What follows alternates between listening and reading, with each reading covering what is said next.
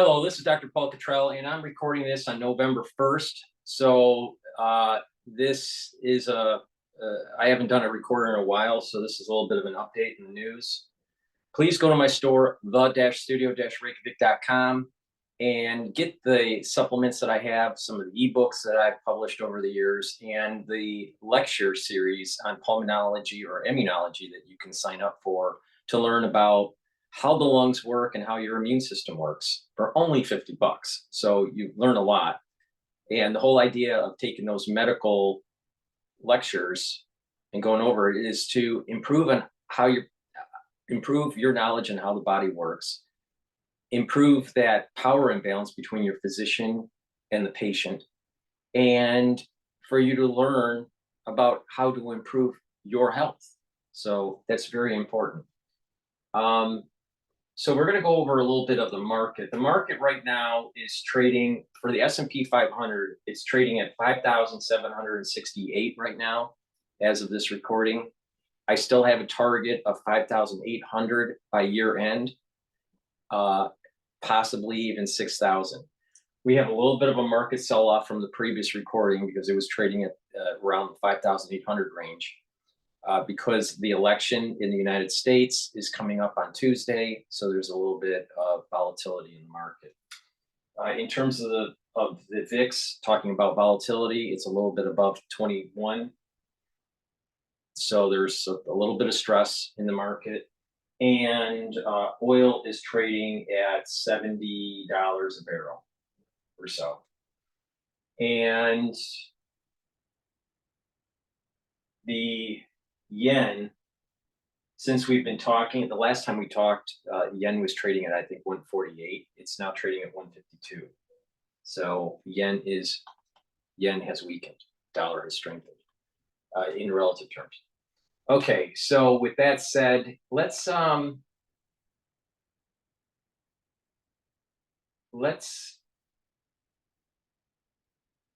want to go to Fox News, and they're talking about the polls. So let's talk a little bit about politics at the moment here. My name is Carolyn Lanzetta, and I live in New York City with my husband and our two daughters, Lily and Kate. So former President Trump pulling a tiny bit ahead in our latest polling in battleground Pennsylvania with those crucial 19 electoral votes. He leads Vice President Harris among likely voters by 1 point. It's been neck and neck in Pennsylvania. These are our very latest Fox polls. They were tied a month ago. They're still within the margin of error here. And here is a look at how close Pennsylvania was last time around. President Biden won by just over 1 percentage point, about 81,000 votes in the state of Pennsylvania. Let's bring in special report anchor Brett Baer, my election night co-anchor, who is doing his show today from Pennsylvania, or as Politico calls it, quote, the whole damn ball game for Pennsylvania. Brett, good to see you this afternoon. I know you have spoken with Governor Josh Shapiro and also with the Senate candidate there, Dave McCormick. What are you learning on the ground in Pennsylvania today, Brett?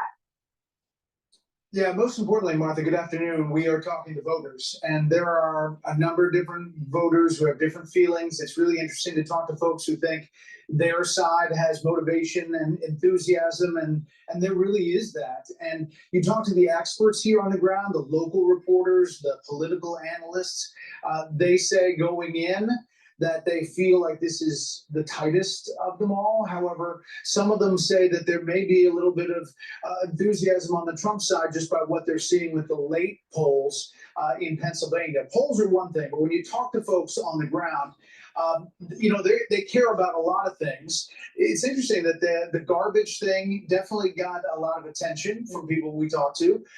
Remember that obviously there was the comedian with the Puerto Rican joke, and then President Biden, which kind of took that away and became a Trump issue, almost exactly like the Green Bay speech in which former President Trump said he's going to say something about, even though the women may not like it, he's going to do it anyway.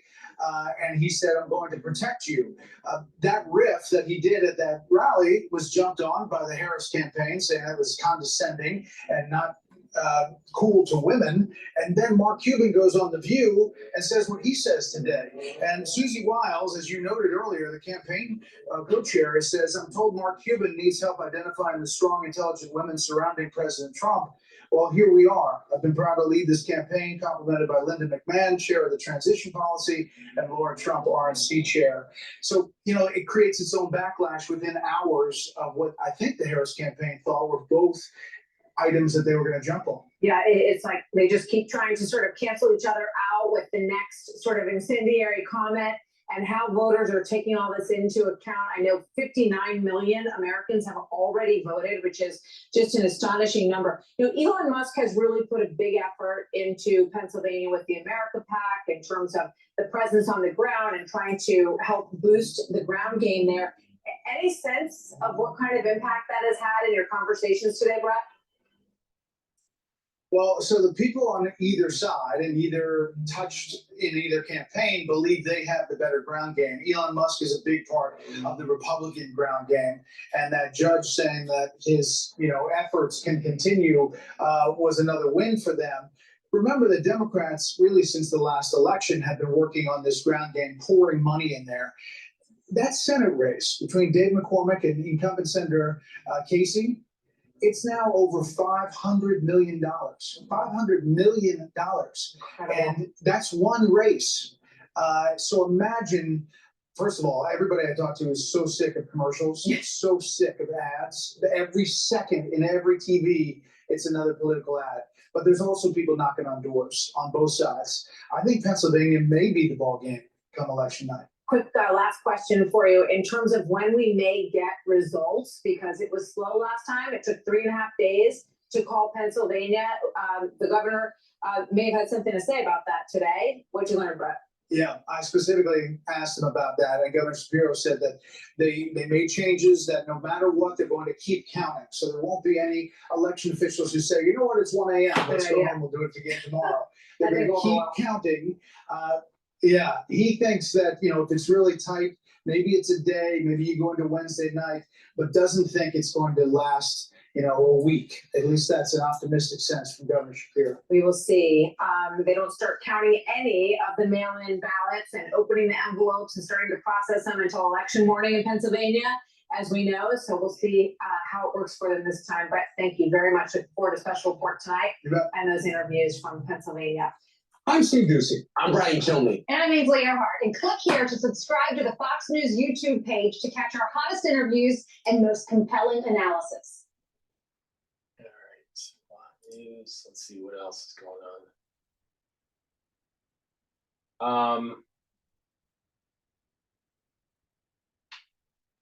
Before I go back to Fox News, please go to my store, the-studio-reykjavik.com, and take a look at the great products that I have. You can either get anti-aging boxes or longevity boxes. I've been building out a new brand called Longevity Boxes, so take a look at that. But you can also buy individual supplements, such as the collagen peptide.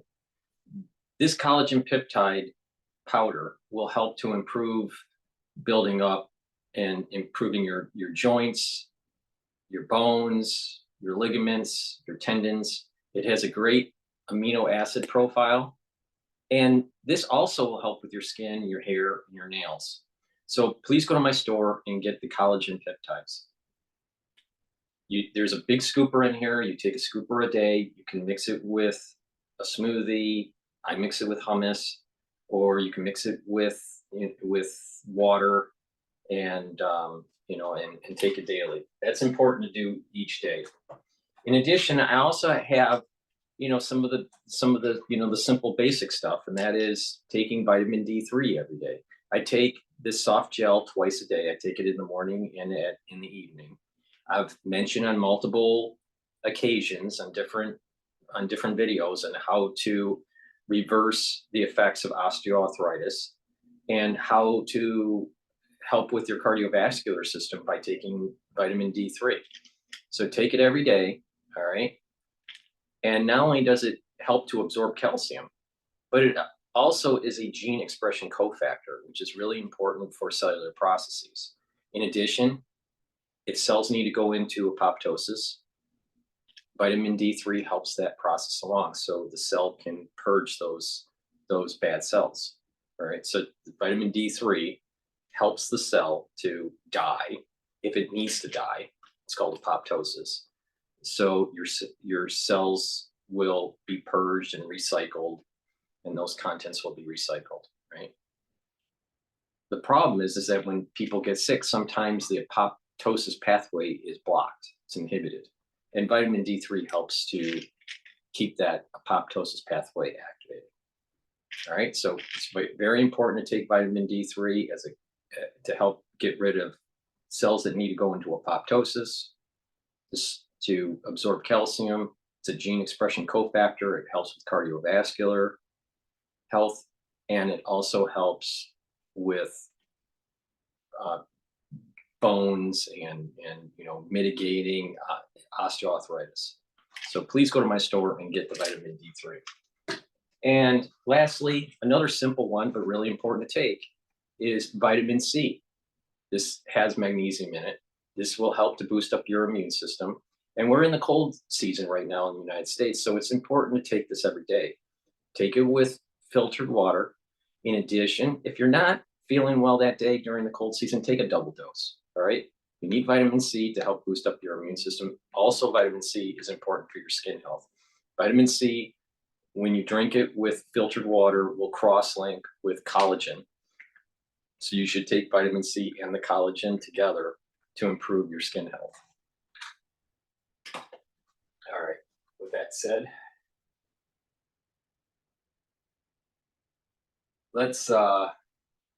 Let's go to the whole garbage thing that went on over the weekend with Trump and Biden. So we're in the final stretch. It's coming down to this after years of waiting to take back our government.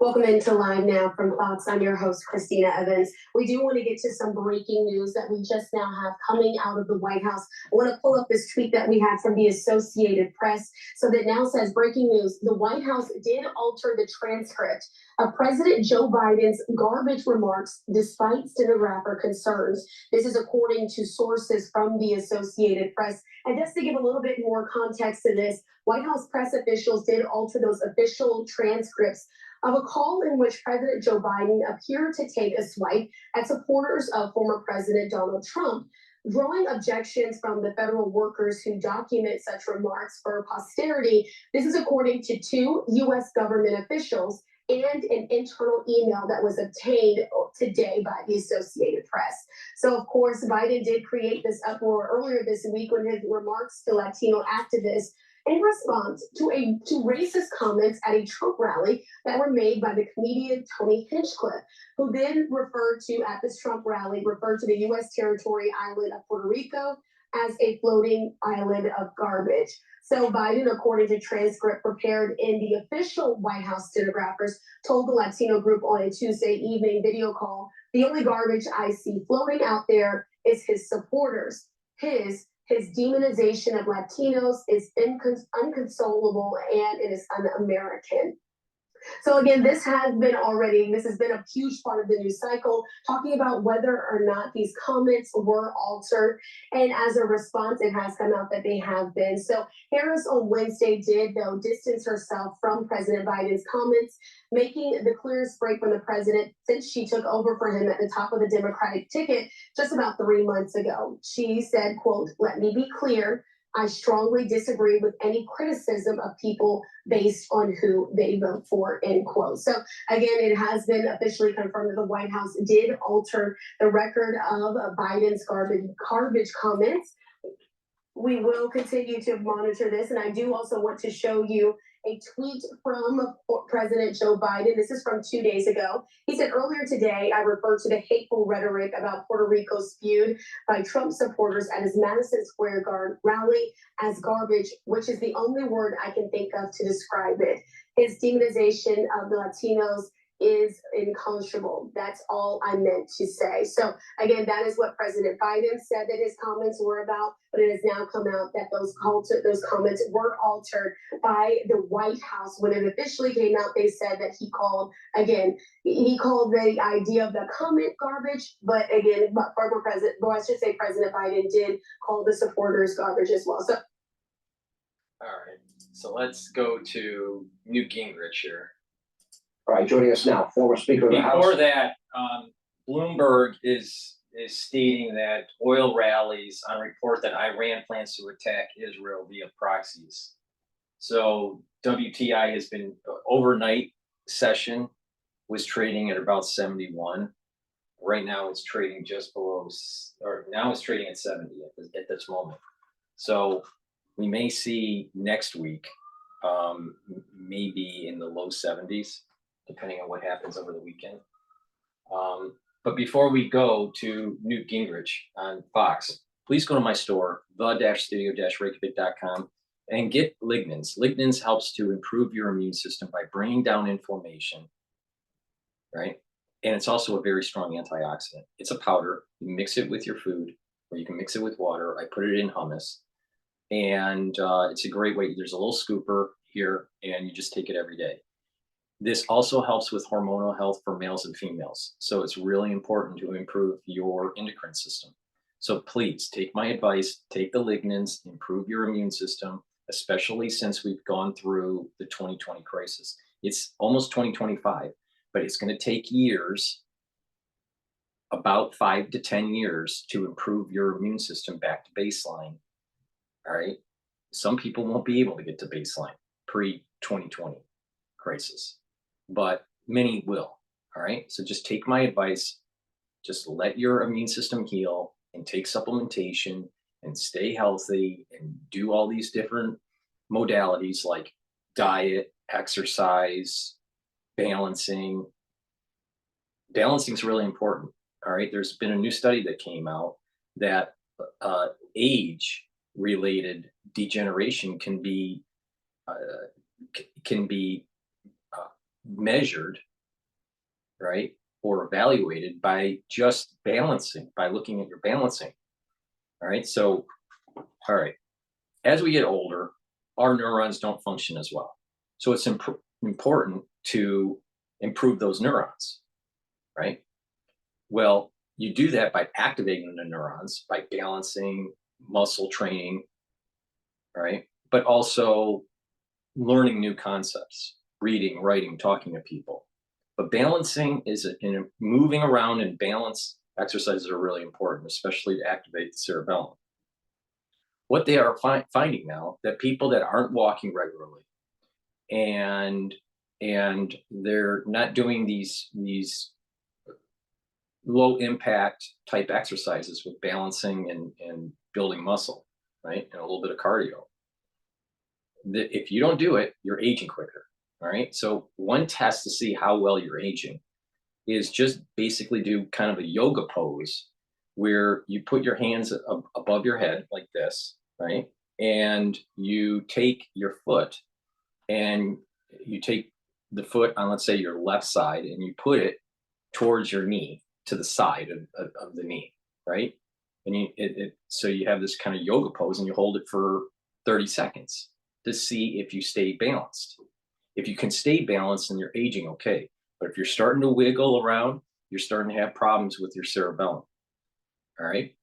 In addition, you do the same thing with the other side, right? You just do the pose, you put the bottom of your foot towards the side of your knee, right? And you just move your legs out, and you hold that pose for 30 seconds. If you can do it without wiggling around or not falling down, right? If you can do that without falling down, you're okay. But many people in their 50s, 60s can't do that. And so you can reverse the effects of this. And it's tied, depending on if you're overweight or not, but it's tied to balance, exercises, moving around by walking, doing a little bit of cardio, low intensity cardio, doing some weight training, right? But you have to do stretching and balancing exercises. And you can improve the slowing down of that aging process.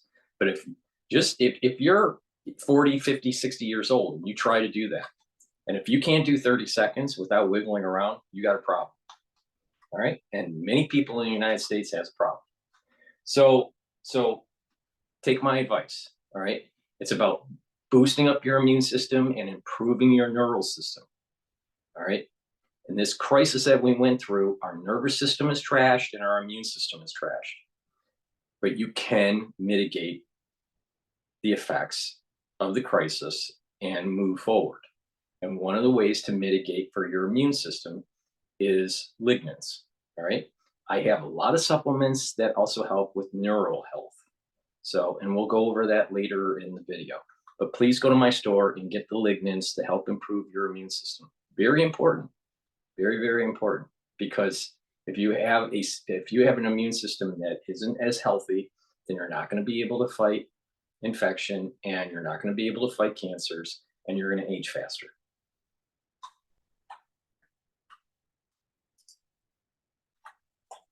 Fox News contributor Newt Gingrich. I know I'm going to see a smile on your face. What is your reaction to this? Every surrogate out there: Bill Clinton, Mark Cuban, Stacey Abrams, Barack Obama, Michelle Obama, and Joe Biden. Not exactly helpful. Well, and first of all, it's very tough to follow Laura Trump, who's doing an amazing job at the Republican National Committees. But look, what you're watching is sort of like Custer's Last Stand. I mean, these folks are all on the verge of a disaster. They're running in circles. They're saying things that are hysterical, untrue, unbelievable. And if you watched Kamala earlier today, she's just plain getting exhausted. She's never campaigned. She's never had to win anything. It's all been given to her. And now suddenly in the last week, I suspect, beginning to realize she's going to lose. And you're going to see more and more desperation from now through next Tuesday as it really sinks in that this is over. Some of the betting stats are showing that Trump is projected to win. All right. So the betting world is expecting Trump. The polls are really tight. Now the question is, how accurate are the polls? The swing states, I think in the aggregate, I think Trump seems slightly ahead. So the indication does seem that Trump potentially could win. You know what? I thought even in 2020 that Trump, poll-wise, was polling better than Biden. All right. And so going into the election night, it seemed like Trump would probably win, but you had also the problems with the crisis in 2020 and, people having orange man bad syndrome. What I'm concerned about is that, the stats are looking like Trump will win, but you listen to some videos on X, right? Or some posts or some pictures, and people are saying that there are some improprieties that are going on with this election cycle in 2024. For example, there were polling stations that had to be closed because ballots, printed ballots, couldn't print the ballots because they ran out of ink or the printer broke.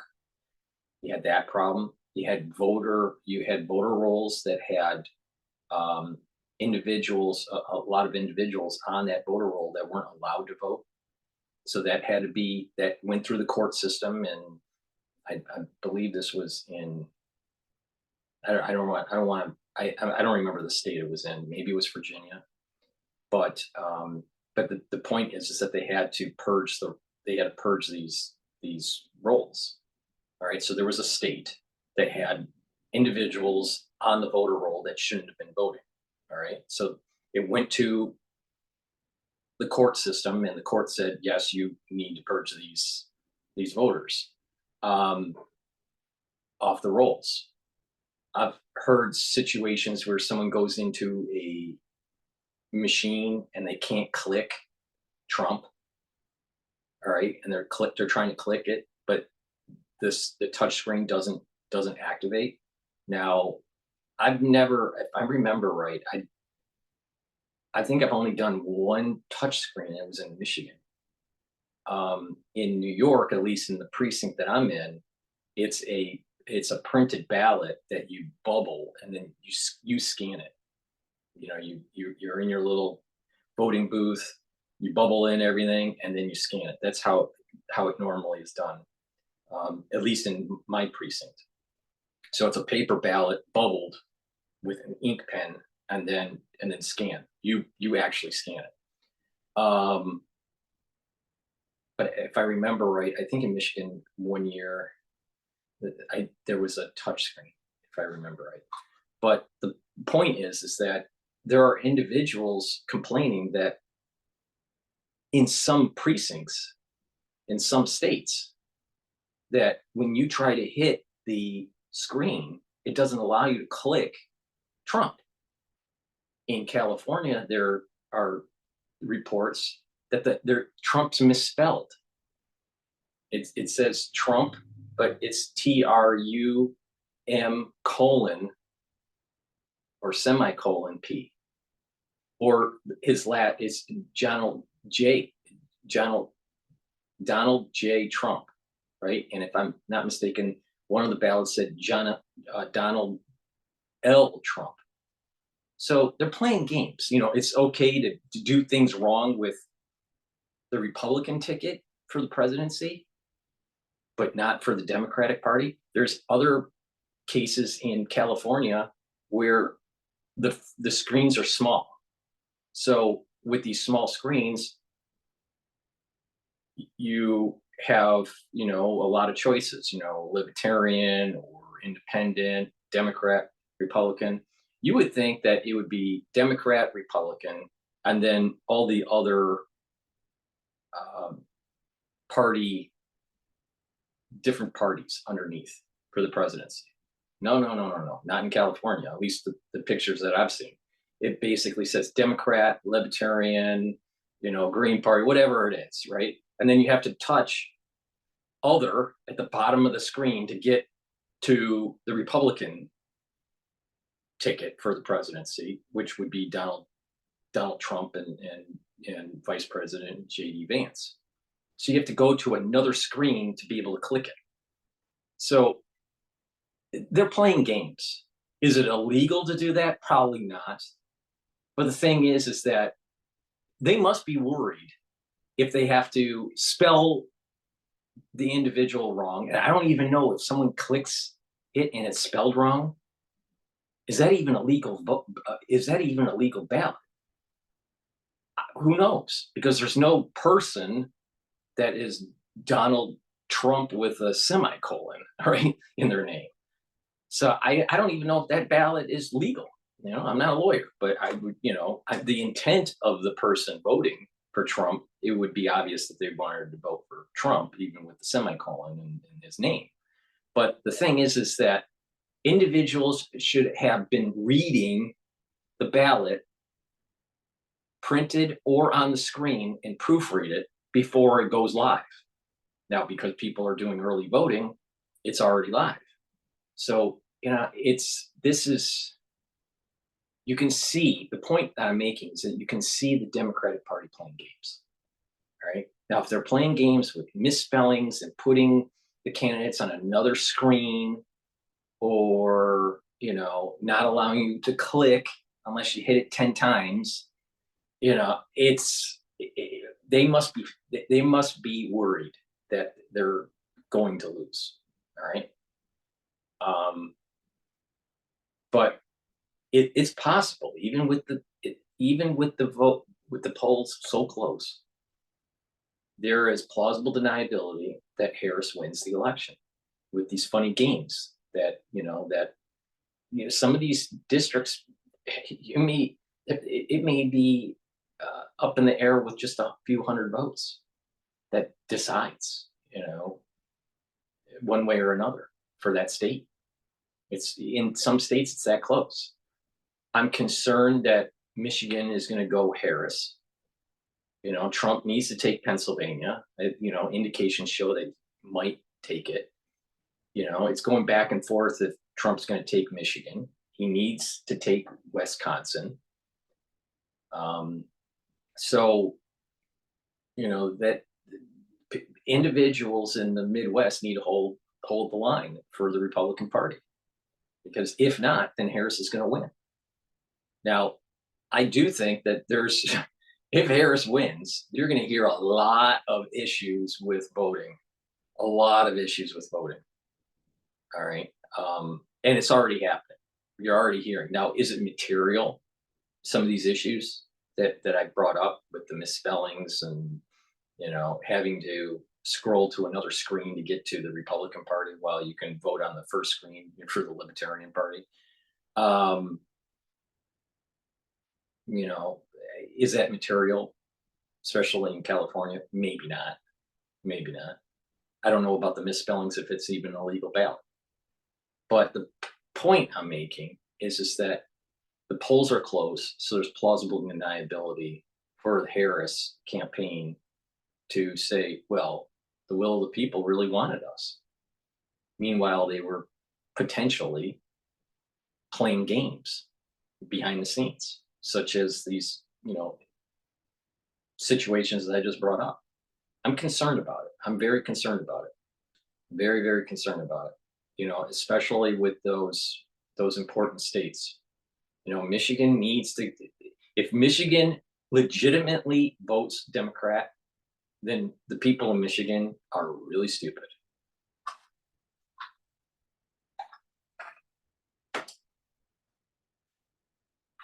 Donald J. Trump's going to be the next president.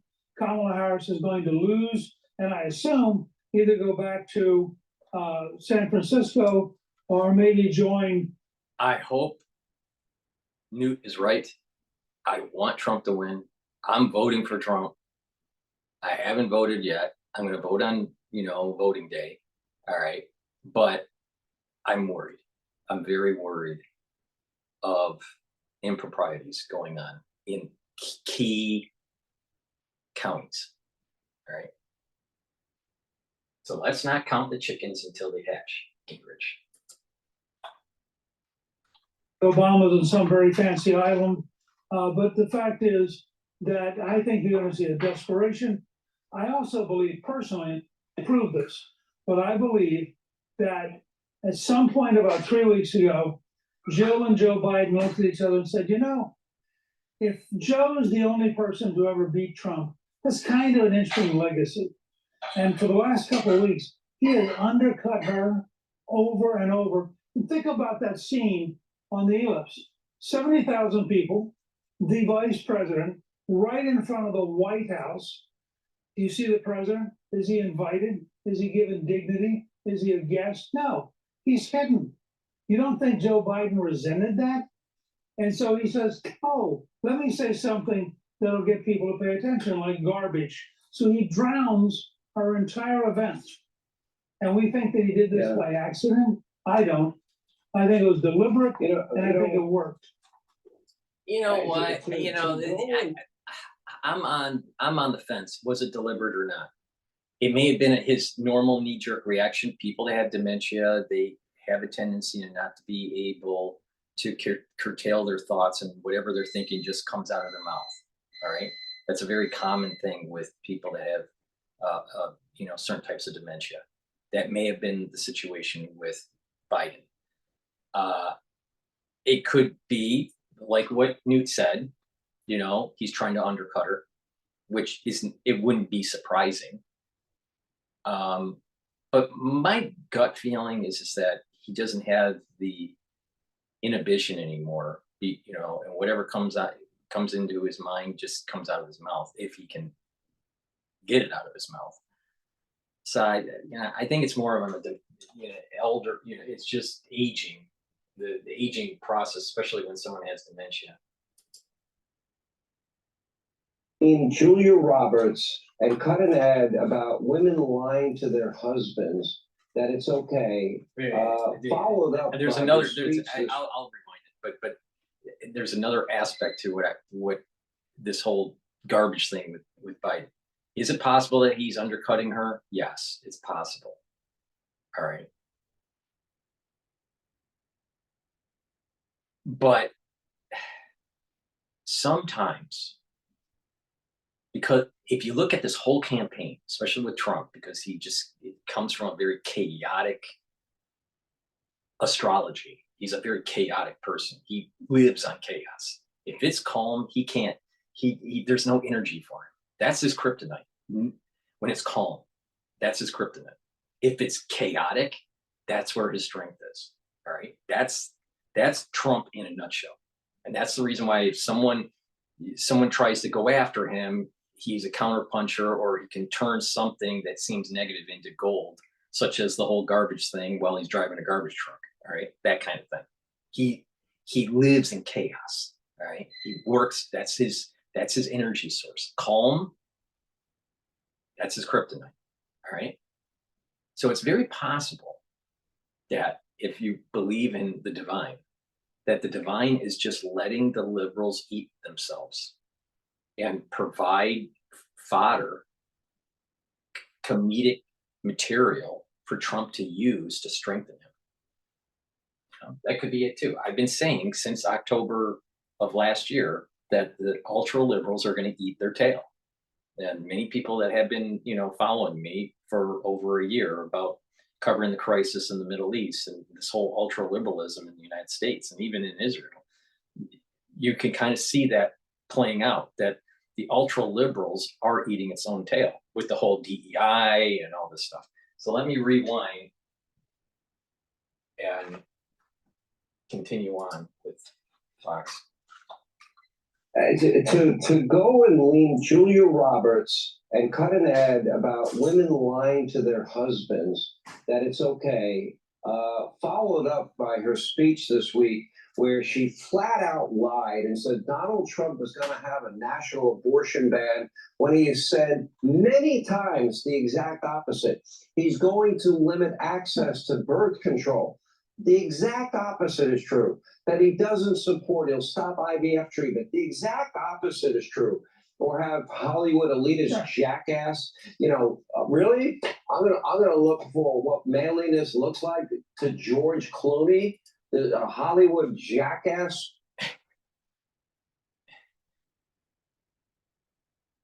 People need to dive into, two elements of this issue with the whole abortion. One, if the Democrats really cared about it, going all the way back to the 1970s, why didn't they solve the problem when they had control? There were times when the Democratic Party had control of the legislature and the executive branch. They didn't want to change it. They didn't want to codify it as a federal law. All right. Why? Because if you look back, you roll the tape, the Democratic Party wants women to be voting on one issue and one issue only forever, and that's crotch rights. It's abortion rights.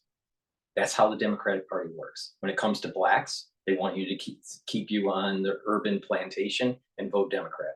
If you're a blue collar worker that's tied to a union, they want you to vote Democrat because that's what your Teamster boss tells you to do.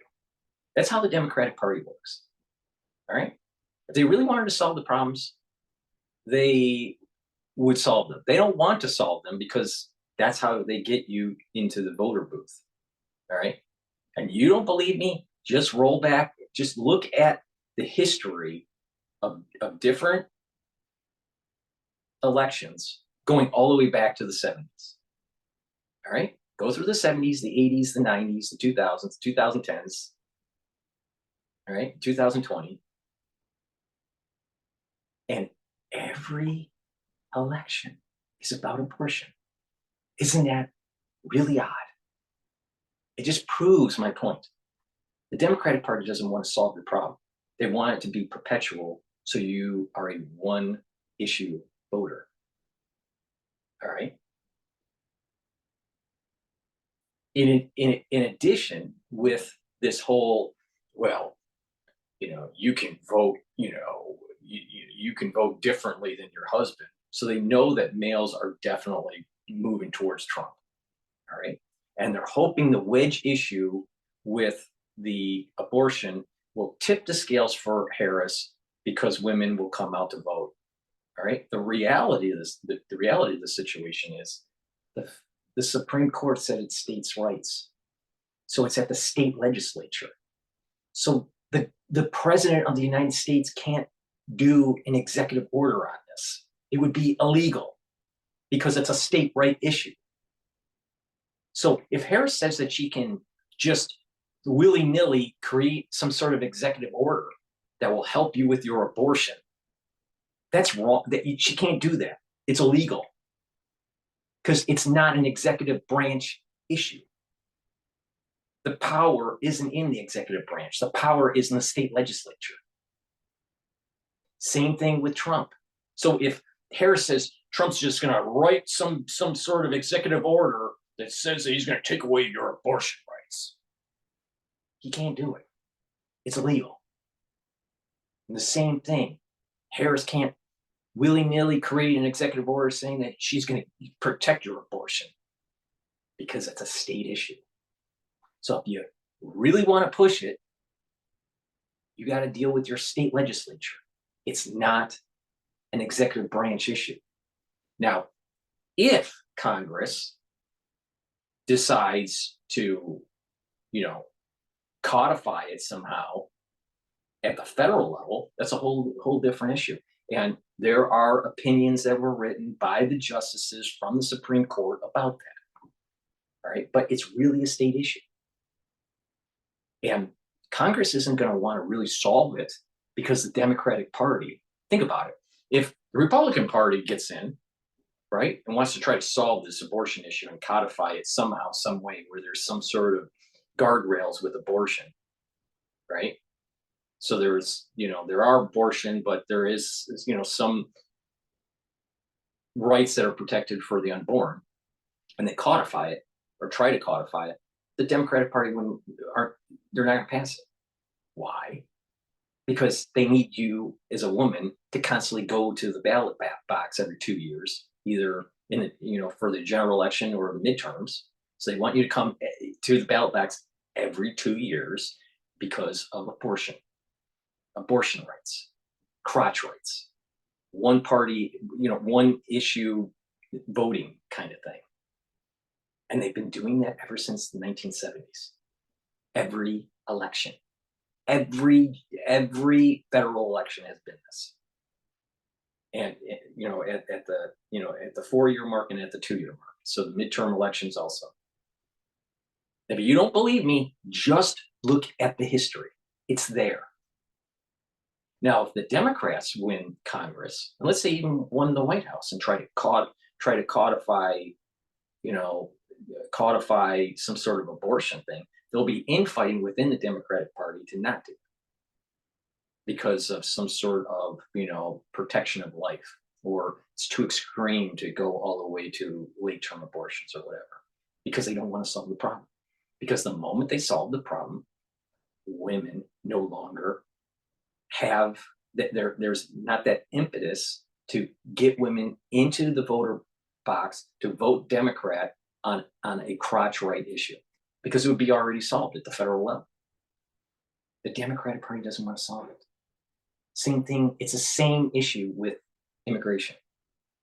It's the same issue. They don't want to solve it. They want the problem to be perpetuated, so you keep on having voters going to the ballot box and voting for your party. Now, do you think that it's about making America better through the legislative process? You think Democrats are using the legislative process to actually make America better? Or are they playing political games for power? And I'm willing to bet that if you look at the history on this, that it's about power grab and making sure you have voters that are voting in blocks. Women, make sure you vote for your crotch rights. Blacks, make sure you vote for Democrats, because the Democrats are going to make your urban life better. Meanwhile, decade after decade, they don't. Minority, especially Hispanic, make sure you vote Democrat, because we protect you when you're illegal. But doesn't want to solve the problem with a porous border.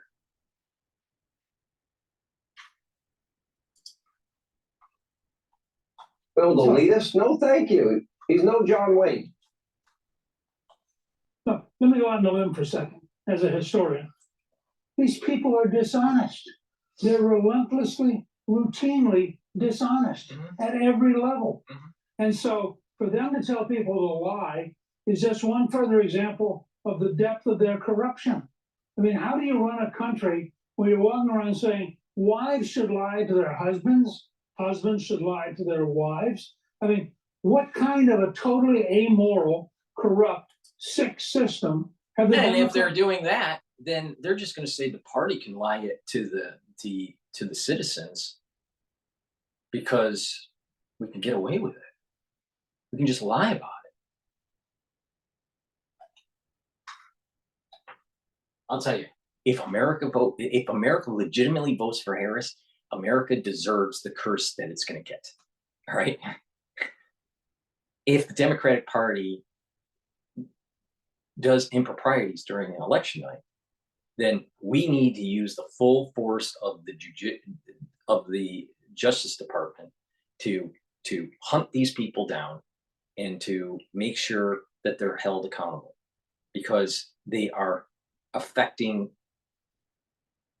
the very cornerstone of our constitutional republic, and that's our ability to vote, and it's our and to have fair elections and to have your vote count, and not have individuals muddying the water with illegal voting types situations going on, especially in swing states. We need to have a very strong and robust and accurate voting system. Democratic Party, I'll tell you, is that America needs to go conservative. It doesn't have to be like super right wing or anything like that, but this America will flourish economically, spiritually, emotionally, if we just become a little bit more conservative.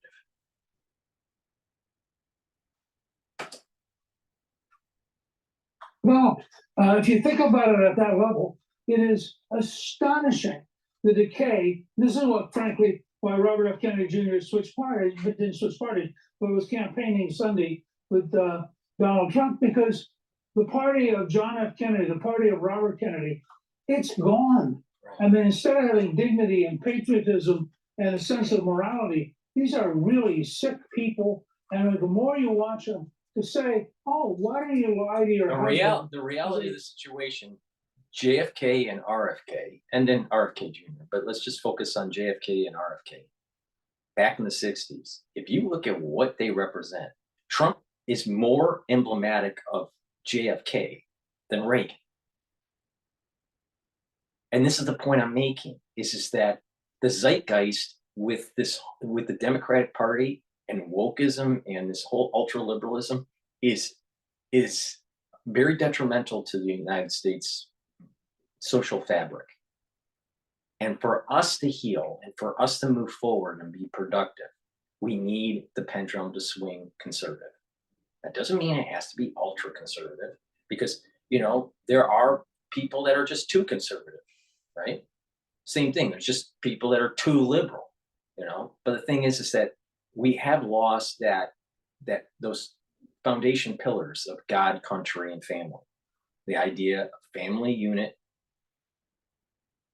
being strong and having that family unit, having some sort of spirituality and mindfulness, and having an affinity for country.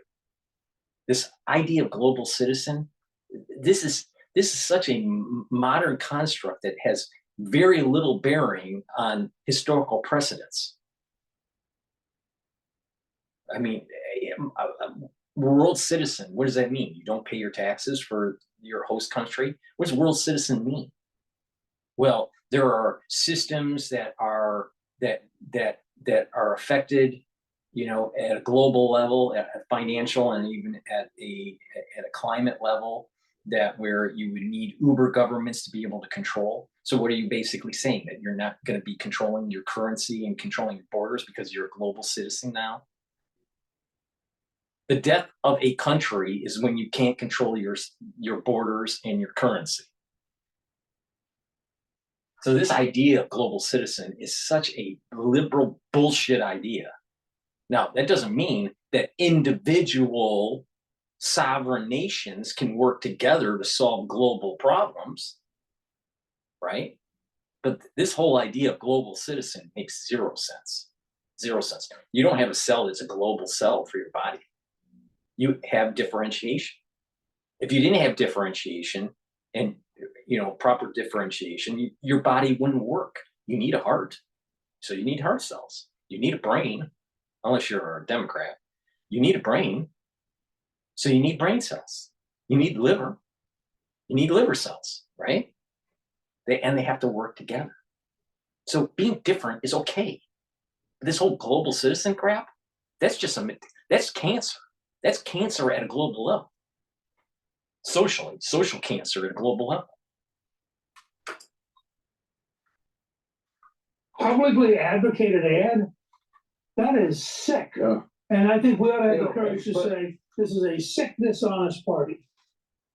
To demonize and denigrate African Americans the way Stacey Abrams and Barack Obama, I thought they wanted African American men to vote for them. Huh. Insulting them is not the best strategy, in my view. Telling women, if they're trying to target women voters, lying to your husband, that message is not exactly a winning message. Or lying about abortion and contraception and IVF. It's all to scare them, which tells me they must be scared that their internal numbers show that they're not doing as well as they want with those particular demographics, considering they're the identity politics party. But let me just pose a simple question that I hope some reporter will ask Stacey Abrams, who's never gotten over, by the way, losing and has lost and it's over. Talk about election deniers. How can she say the young black men who vote for Trump are racist? I just want to understand. How do you say to a young black male, you're a racist? I have no idea what she's saying, except that she's learned a set of code words, and she thinks if she repeats them like pablum, that somehow they'll have meaning. I mean, it's a little bit like watching some Walt Disney film about a wizard or something. How can you be a young black male and be a racist? This is just Stacey Abrams personifying the collapse and the insanity of the modern Democratic Party. You're giving her a break. She also said that African American men are sexist. She said both. So let's be clear. I didn't say they couldn't be Speaker sexist, but they should Anyway. can't be racist. I have no clue. I don't think she has a clue what she's saying. I appreciate you being with us.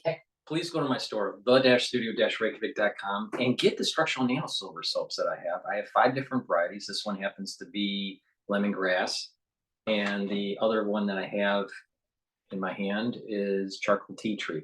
But I have 5 different varieties. Please go to the store, the-studio-reykjavik.com, and get the structural nano silver soaps. Very high quality. Doesn't have those harsh chemicals that you get from Unilever or Procter & Gamble. Please go to my store, get a couple bars for your household, help support my work, and improve your health. These are made from structural nano silver, so it's neutralizing pathogens. It's a very high quality soap. So please go to my store, the-studio-reykjavik.com. Get the soaps. I also have a very high quality toothpaste. This toothpaste is made from structural nano silver. It has no fluoride. It will whiten your teeth, freshen your breath, neutralize pathogens, improve your gum line, and also improve your cardiovascular health and your valvular health. Why? Because by having good oral hygiene, you're reducing the chances of inflammation at the vascular level. So you're reducing the chances of building up plaque. Having micro particles into your bloodstream from the plaque could cause potential occlusions at a microscopic vascular level. You don't want that. In addition, bacteria and inflammation can cause damage to your valves. And when you get older, damage to your valve, inflammation on the valves, there's what is called vegetation that can take place and calcium depositing that can take place. So you might have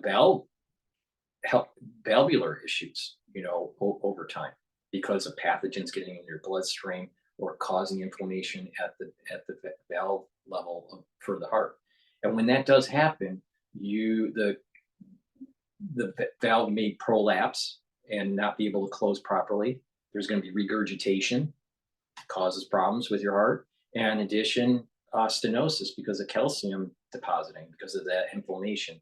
And so what happens is the valve is just too stiff. And so when you get older, there's lots of people that will need to have valves replaced. So please, oral hygiene is really important. Please go to my store, the-studio-reykjavik.com, neutralize pathogens, improve your cardiovascular health, improve your valvular health, and your oral hygiene. This has structural nanosilver. It's going to neutralize pathogens. It's the best toothpaste that you're going to be able to get. This is way better than anything that Alex Jones sells. So please go to my store, the-studio-reykjavik.com, and get a few tubes of this toothpaste for your household. It's very important. And lastly, I have structural nanosilver gel. It's in a tube, and this is a dual purpose product. This will help heal your skin about a third of the time quicker. It can be used as a skincare, so you can apply it on your skin daily. A great way to do this is to apply it at night, and when you wake up in the morning, you exfoliate, and by exfoliating, you're going to notice that your skin's clearer and your skin is tighter, especially around your face. So this is part of the skincare anti-aging box that I have.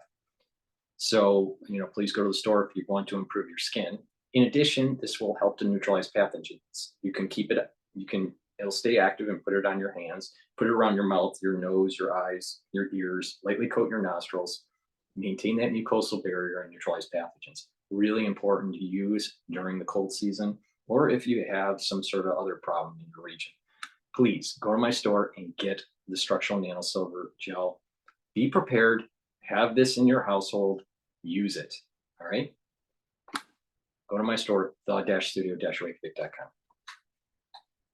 All right. Let's play Bloomberg. They're talking about early voting here. Is that, there's this idea that the election could go, for weeks. We just don't know. But I also think that there's a lot of folks out there that are thinking that at least we could get an indication of who the president is, maybe not officially, and maybe not called by the agencies and so forth, the news organizations, but we could at least get an indication of who the president is going to be on Wednesday and Thursday. So, from a market perspective, we're going to be looking to see for when those state results start coming in. And obviously, it's the 100,000 folks in Pennsylvania, North Carolina, Arizona, Nevada, and Michigan, and so forth that are ultimately going to decide who the president is. Speaking of election calls, what is the expectation for how long it could potentially take this election to be called? Well, look, it really, this is the challenge of the American voter system, is that each state has their own processes and procedures. I mean, certain states can't start counting the early ballots until the polls close, for example. And so we just don't know how long it's going to take. However, what we can say is that, we should get an indication of how things are going. And when you look at the swing states in particular, you have a good mix of those that are on the East Coast and those that are on the West Coast, Pennsylvania, North Carolina, Arizona, Nevada, and so forth like that. But just going back to what I said earlier, for Vice President Kamala Harris, it comes down to North Pennsylvania. If she can't win Pennsylvania, then chances are Michigan and Wisconsin are in play, and she loses the presidency. So again, we're really paying attention to Philadelphia and Pittsburgh these days. Nathan, I say this affectionately, a policy geek, a wonk. You've got some great research out there that says, hey, here's what happens to a couple of key industries from a regulatory perspective if Harris wins or Trump wins. What are the one or two or three things that you're really looking at, or could be in play depending on who gets in office?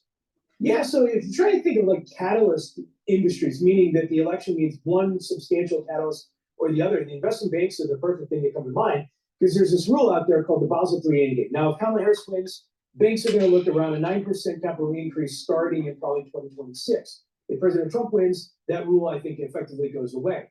Renewables is another thing, because Eric, in the prior segment mentioned that taxes could go up next year. The Trump-era tax cuts expire for individuals at the end of 2025, and Congress and the president is going to have to figure out how to pay over $4 trillion to keep those tax cuts going. And so is the Inflation Reduction Act in play? That's very important to the renewable industry, so something to keep in mind.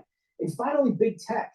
there's this stereotypical idea out there that Republicans equal good for big business. And so if President Trump wins, big tech in particular could be a positive in terms of ease of regulation and enforcement. But there's this idea of economic populism going through the Republican Party right now, and a lot of scrutiny on big tech that could also be in play. So if you're in the big tech space, and the Federal Trade Commission, the DOJ is investigating you, there could be some pretty tough investigations coming no matter who wins the presidency. Hey, Nathan, I know we're on our first day of November, but there's always talk about the October surprise. Is that something that we saw? I don't think so. I mean, one thing that we've been leaning on is that there's not many people out there who are undecided. If you look at the charts, these charts are on the terminal, you're looking at somewhere between 0.5 and 1% of the undecided or the independent population out there that are still undecided. And so this race, in our opinion, has always been about, Vice President Kamala Harris versus President Trump versus the couch.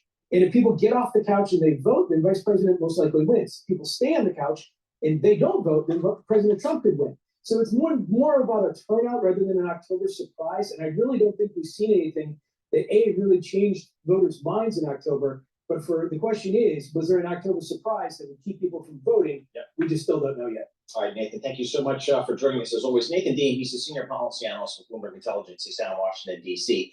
You can see his research. Just go to BIGO. He's got a lot of great research out there about the different scenarios under each type of election scenario, Harris versus Trump versus split Congress. He's got a lot of great research about which industries might be impacted. So take a look at that. All right, folks, speaking of the election, join us for complete coverage of U.S. election results Tuesday night. It kicks off at 5 p.m. Eastern with a special 2-hour edition of Balance of Power, followed by coast-to-coast Bloomberg team coverage at 7 p.m. Well, I'm going to be doing, during the election night, I'm going to be doing a live show covering it. Probably going to start at 6. I haven't decided yet. But it's going to go for many hours and it'll be live. And then I'll also post the recording on the other channels. So, stay tuned on that. We're going to try to cover what's the trading that's going on in Asia at the time, like I did last year, and also get the different feeds from the different agencies and how they're covering it, their spin, and see what happens. But I will be doing a live show. I will also bring on callers. So if you want to call in, maybe using spaces, X spaces, and calling into the show to give your take on what's going on about the election night, that would be great. So stay tuned on the election night is going to be really important. All right. So we got to, let's make it happen. Let's hold the line for the Republican Party.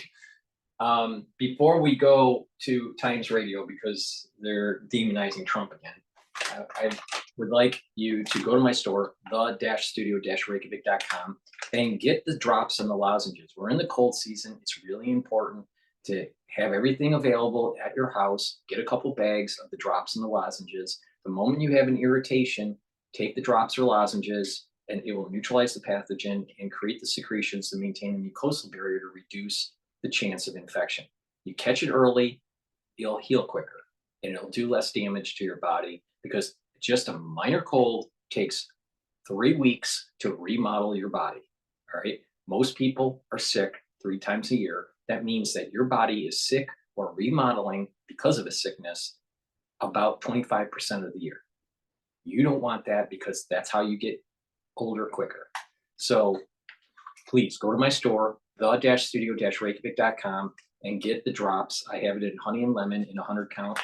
I also have it in blueberry and cherry, so you can get it in the cherry version and the blueberry version, all right, in the 100 count. Get a couple bags for your household, or get the Manuka honey that I have in stock. It's in a 21 count.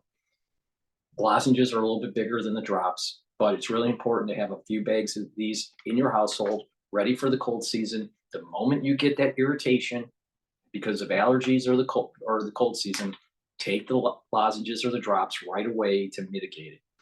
And that way, you're neutralizing the pathogen, you're neutralizing the antigen, and you're reducing the chances of further infection. All right? Because when you get infected, what happens is that mucosal lining gets thinner, and you're increasing the chances of getting an infection. In addition, more irritation, right, will cause if you're chronically inflamed, you know, if you're constantly getting allergies or whatever, just chronic inflammation will actually bring down your immune system. So you don't want that. You want to have your immune system as revved up as possible.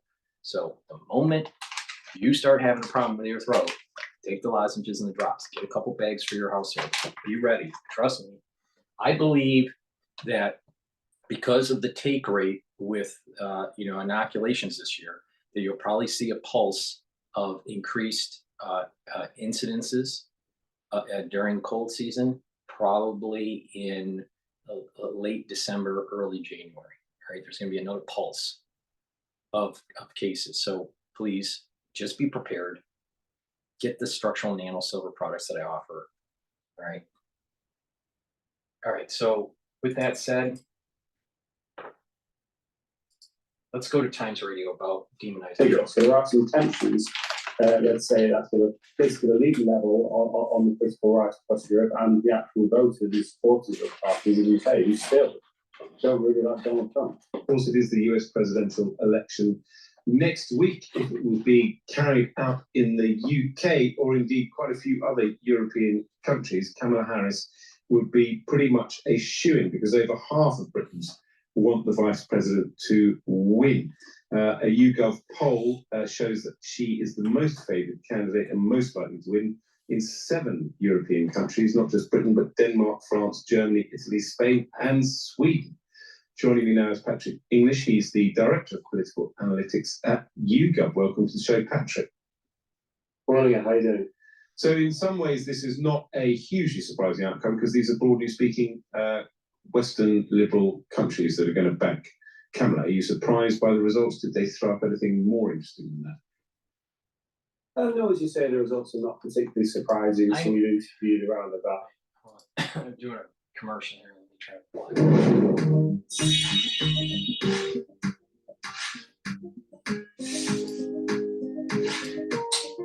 Why should we care about what the European nations, liberal European nations, want?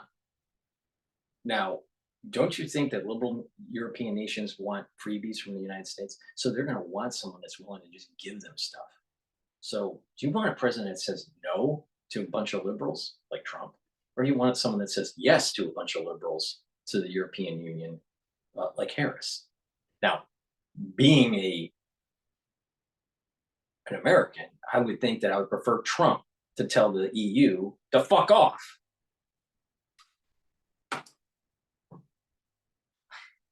Around about 9,000 adults across the 7 countries as part of our Eurotrack research we conduct and public regularly to conduct checking really with what the public are thinking across Europe. And of course, one of the hot topics right now is the US election. And Kamala Harris is a Democratic candidate. Europe does tend to lean more towards the Democratic candidate, the Republican candidate. Donald Trump is not a popular figure at all among Europeans, and so I think most any Democrat candidate going up against Donald Trump is probably going to do quite well in these. Why could it be that Donald Trump isn't well liked? Is it because he says that you're going to have to pay for your NATO expenses? Why don't they like Donald Trump? He says, you know what? This whole free trade stuff between the United States and the European Union isn't so good for the United States. And maybe we need fair trade, not free trade. So what it is, it's all about they want the better end of the deal for decades.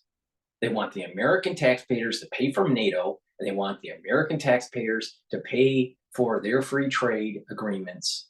And so the workers in the United States have less jobs because we're importing crap from Europe.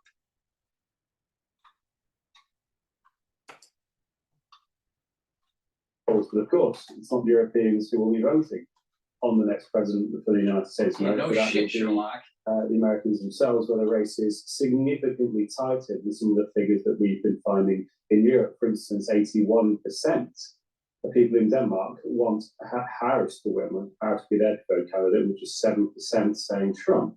That's most interesting. The figures from Italy. There we see less than half of adults saying that they want Kamala Harris to win. That's down to 46% and 24%, so a quarter of Italians, that's the highest of any country that we measured, saying that they would prefer Donald Trump. Britain 61% versus 16%. But the other interesting thing is that even the far right voters in Europe are slightly more nuanced. They're not as overwhelmingly for Trump as you might expect. Yes, that's very much the case. It's not the sense at all that among us, particularly centre-right, as you say, even further to the right, parties that their supporters are also unanimously, sort of in many cases, majority in favour of Donald Trump. And that can put their supporters at odds with politicians themselves. So we do see some instances, perhaps even looking within our own Conservative Party leadership race, where there's been some discussion about Donald Trump, and about what perhaps some of the Conservative candidates have liked about him. Well, there's certain sections of society in Britain where that might go down quite well, but overall, and even among Conservative Party voters, that is not a popular position. Donald Trump is not a popular figure. So there are some tensions, let's say, at that sort of political elite level on the political right across Europe, and the actual voters and supporters of those parties, as you say, who still don't really like Donald Trump. Yeah, which is so interesting. And the other interesting thing is that people think that if Kamala Harris wins, there will be violence in the US. Yes, indeed, there is a bit of an expectation that perhaps things could go sour, and we cast our minds back to sort of the insurrection around the Capitol in January after the last election. I think that's probably playing on a lot of people's minds when they're asked these questions. Well, this has happened before.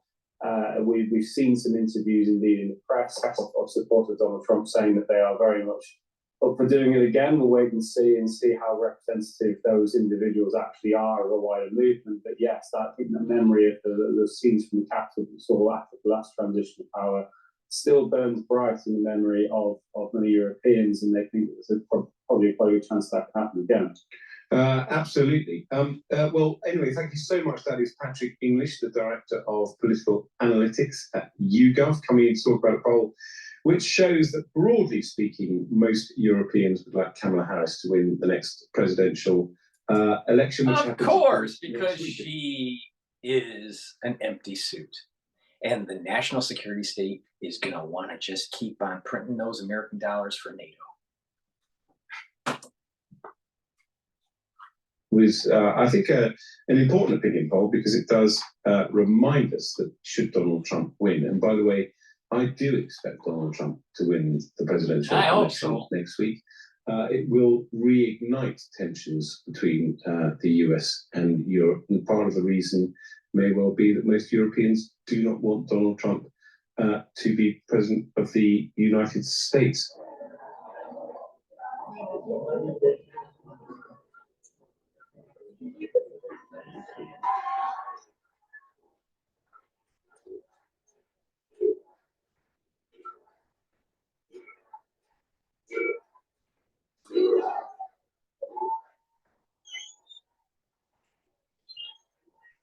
Notice they didn't say EU, EU, EU.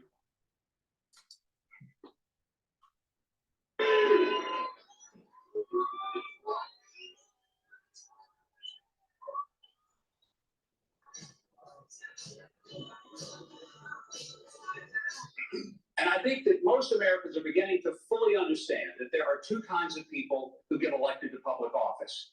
There are the people who get elected because they really want the people of the country to serve them. And then there are people who get elected because they truly want to serve the people of the country. Donald J. Trump is here to serve the people of America. And this is an election that's really a choice between whether or not we'll have 4 more years of total failure. This has been the worst 4 years I've ever seen. Gross incompetence, but total failure, disaster under Kamala Harris. Nobody knows I say all the time, if you say Harris, nobody knows who the heck we're talking about, right?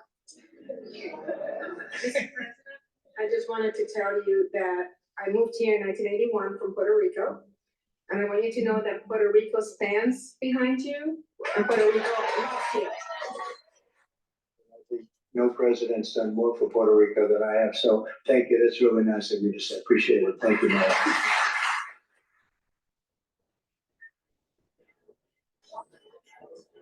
And the third reason would be they hate our country. Because who would want to have millions of people coming into our country? Many of them are murderers, many of them are terrorists, many of them are gang members from the street MS-13 and almost worse. You know, the Venezuelan gangs are almost worse.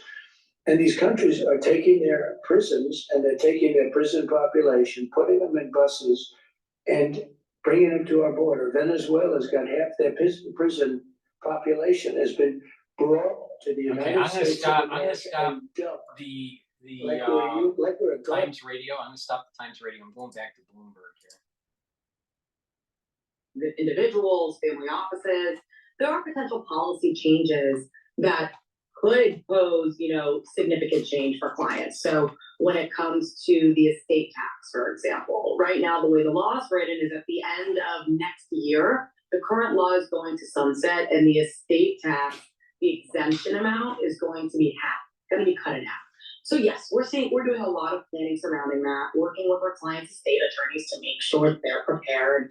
But at the end of the day, what we're really focused on is technology, which we discussed, doing tax planning ahead of year end. And then just when it comes to markets, looking at the economic data, looking at the trend for interest rates. Look, we're going to get a Federal Reserve meeting next week, but our economists expect that we'll see another 50 basis points of cuts by the end of the year, another 100 basis points of cuts next year. So if we know cash rates are coming down, interest rates are coming down, making sure that, our clients aren't sitting in cash or just short-dated treasury bonds, for example, because at the end of the day, reinvestment risk is an issue right now. Sarah, thank you so much for joining us. Always appreciate chatting with you. Sarah Ponczek, she's the first vice president of wealth management at UBS Private Wealth Management. She's located down in Boca Raton, Florida. So good stuff there. S&P 500 up 51 points. That's 0.9%. Then NASDAQ up a little bit better. That's all right, let's jump to Al Jazeera. They're covering. Take the black vote, for example. Both Harris and Trump want it. Nearly a third of Georgia's population is black. Democrats are accused of taking black voters for granted, while Trump has seen his support rise, particularly among black men, because of frustration with the economy and rising bills. 44% of people living below the poverty line in Georgia are black, and they don't see their lives changing for better or worse.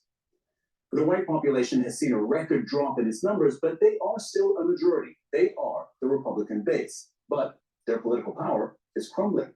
The biggest issues for them are immigration and the economy. And the Hispanic population of the state is also substantial at more than 10%. Pull all of these factors together, and Harris needs a coalition of black, Hispanic, and women voters. While Trump needs to retain the support of white voters, he needs to get them to vote and to make inroads into traditional Democratic strongholds. We would hope, but it's hard for Americans. All right, and Al Jazeera will have comprehensive special coverage on election night. Make sure to join us from 22 GMT on November the 5th. That's 5 p.m. East Coast time here in the U.S. We'll have live coverage from across the country with guests and discussion both here in Washington, D.C. and in Doha. That's here on Al Jazeera from 22 GMT on Election Day, November the 5th. Okay, so that is going to do it for us and the team here in Washington, D.C. For now, to pass it back to you, so in Doha. Thanks very much, Patty. And of course, we'll be back with our teams in later bulletins here on Al Jazeera. Still on the program. Many people say, what are you doing, guys? This is a skateboard. Catching waves off the coast of a small fishing village in Pakistan. We'll hear from a group of surfers who are chasing their dreams. And it's all change at one of the world's largest football clubs. Those details coming up after the break.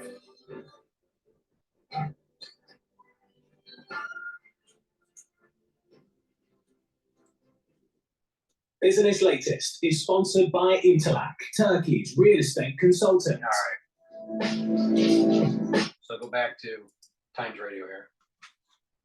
Can, like we're a garbage can for their people. Everybody showed up to work tonight. You know, we have a real problem. We have to take these criminals out of this country. We have to deport these criminals, and we're going to do it.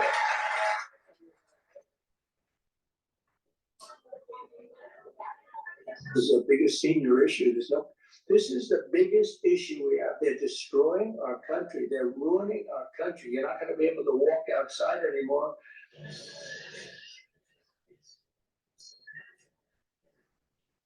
I know Putin would never have done it if I was president. Not even a chance. No, it's not a chance. I used to talk to him about, don't do it, Vladimir, don't do it. It was the apple of his eye. I say, don't do it, Vladimir, don't do it. Oh, this is going to be terrible, Vladimir, if you do that. Not going to be good.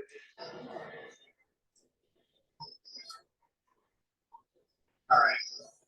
And so we have a country that's been. Want to go back to Bloomberg here?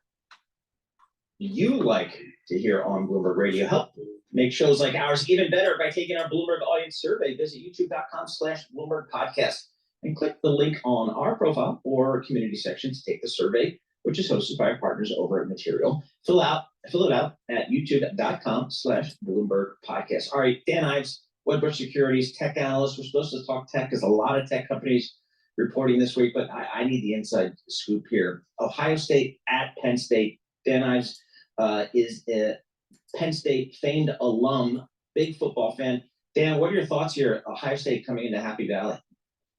Look, obviously it's going to be a tough game. I can always just playing the Buckeyes, but I think this is Let's play MSNBC and how they're demonizing Trump here. Oh,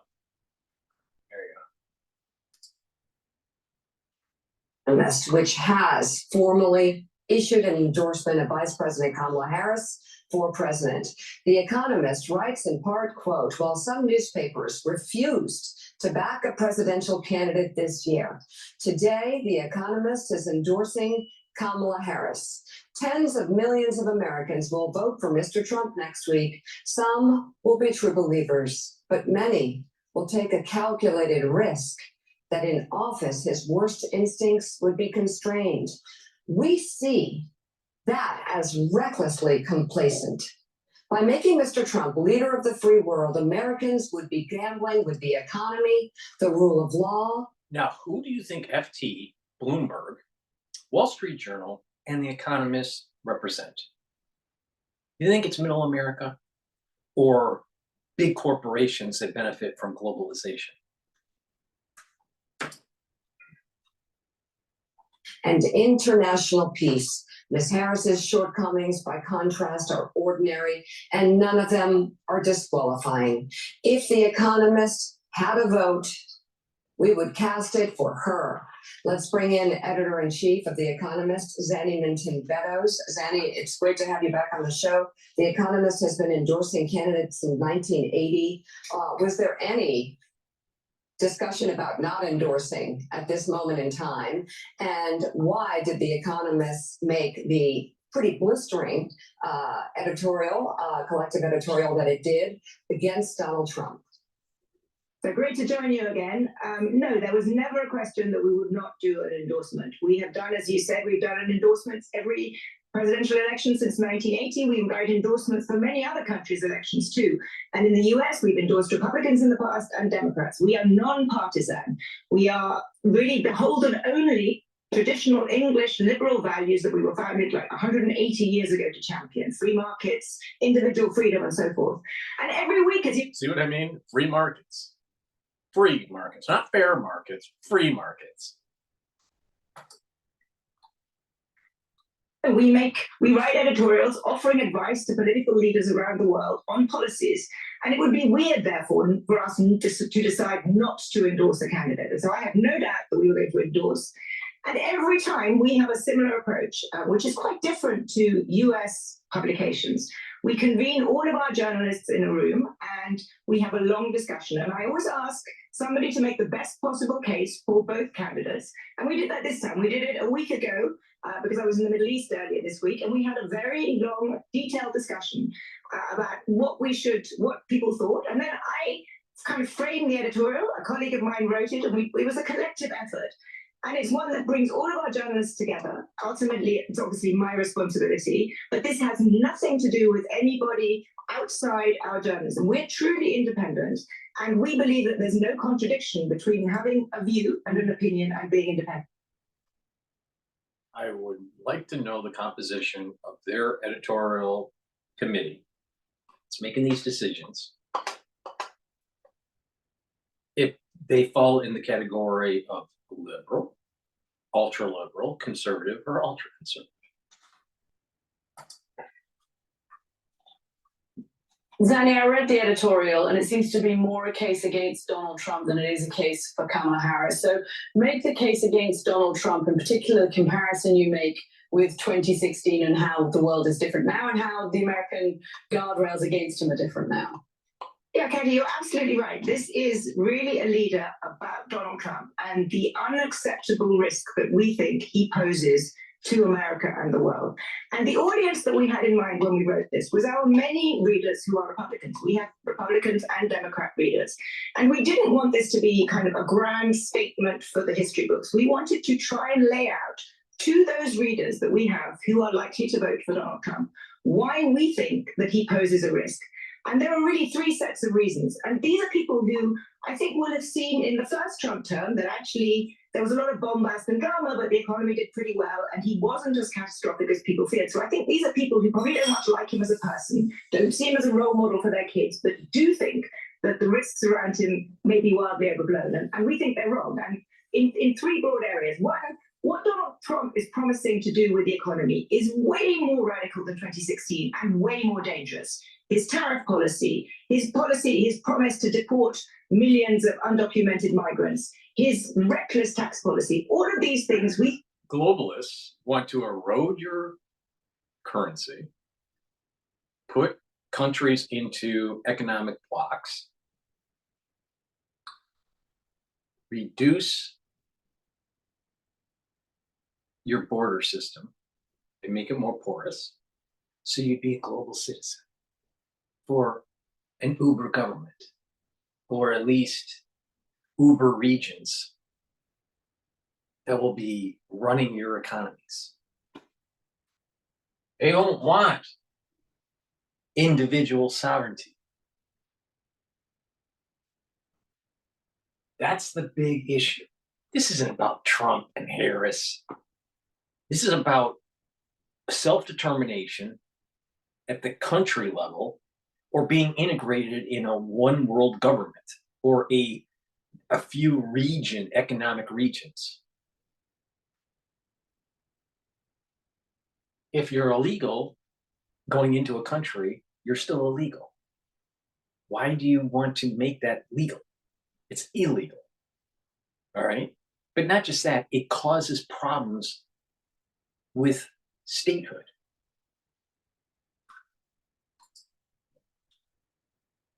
From just a straight economic perspective, are much more dangerous than people realize. Secondly, as Richard Haas just laid out to you, the world is much more dangerous. In 2016, the world was a pretty complicated place, but it was nothing like what we have now, with 2 wars raging, with a sort of growing axis of evil, or whatever you want to call it, between Iran, North Korea, countries like that, Russia. This is a time when America needs its alliances. And actually, one of the great strengths of the Biden administration has been to rebuild alliances and relationships with countries around the world. And Donald Trump, if one thing we know about him is that he's unpredictable, the other is that he has a total contempt for alliances. So that's the second reason. And then the third reason is that we think he would be much more unconstrained. And there is a real risk that he threatens America's institutions. In 2016, there were a lot of grown-ups around him. This is a well-known argument, but there were grown-ups in the room. This time, we think it is much more likely that it will be kind of toadies, chancers. He will not have the serious grown-ups. And when you have the former chairman of the Joint Chiefs of Staff who worked with him, his own chief of staff, calling him a fascist, when you have...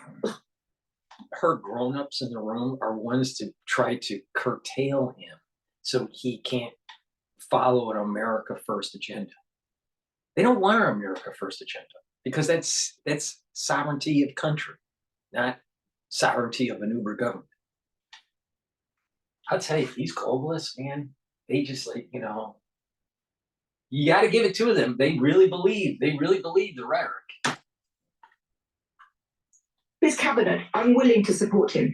These are the kind of references that if you were hiring someone for a job, you would really think twice about hiring someone where you have those references of people who had worked closely with that person before. So add all of that together, and we think it's just an unacceptable risk. Look, I hope if he is elected president that we will be wrong and that those risks don't come to pass. But I think the tail risk of a Trump presidency, hard to quantify, but it's just too big.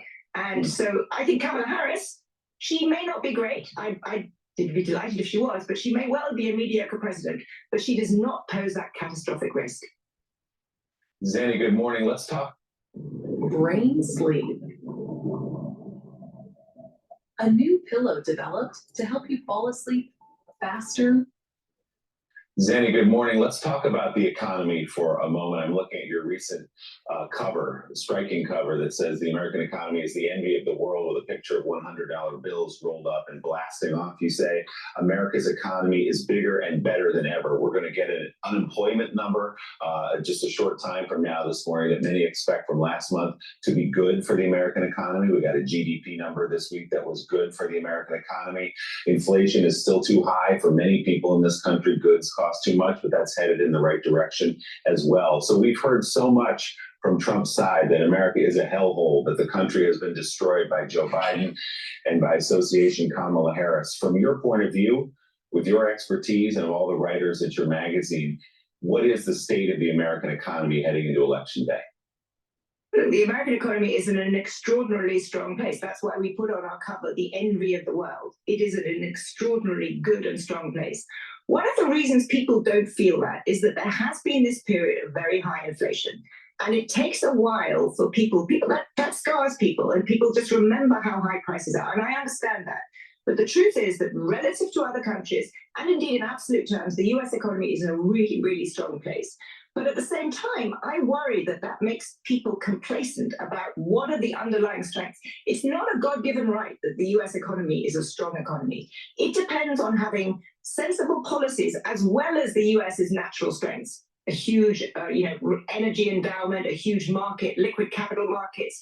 People want to come invest in America because America has the talent, America has a relatively light regulatory touch, and America is a stable place. And all of those things could be threatened. So I think it's just a mistake to think that you can take for granted American economic strength. You can't. It can be messed up. Think about this. The reason for not voting for Harris is because her policies want to choke the energy, quote, endowment that we have.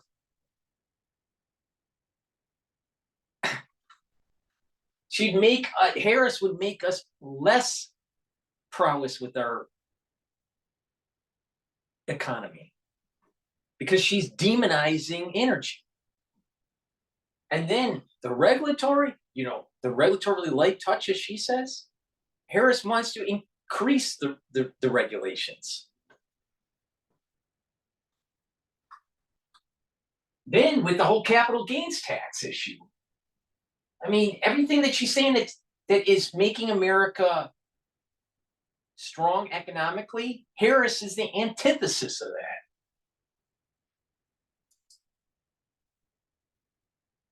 that. It certainly can, and that's just to follow up. You look at all the economists, Zanny, that are talking about just how bad Donald Trump's policies would be for working class and middle class Americans, how bad it would be for our businesses. I can go down a long list. You've seen it. You've seen the overwhelming majority of economists saying how he could wreck our economy. On the other side, the economists' main argument out there that why they think that Trump would be bad is because he wants to use tariffs as a negotiating tool to get a better trade deal and to try to move manufacturing back to the United States. How is that bad for America? The economists will say, well, in the short run, it'll raise prices. In the long run, you'll actually have more jobs. Well, if you can curtail debt increase and you have more GDP, then your debt to GDP ratio goes down, which is what we need.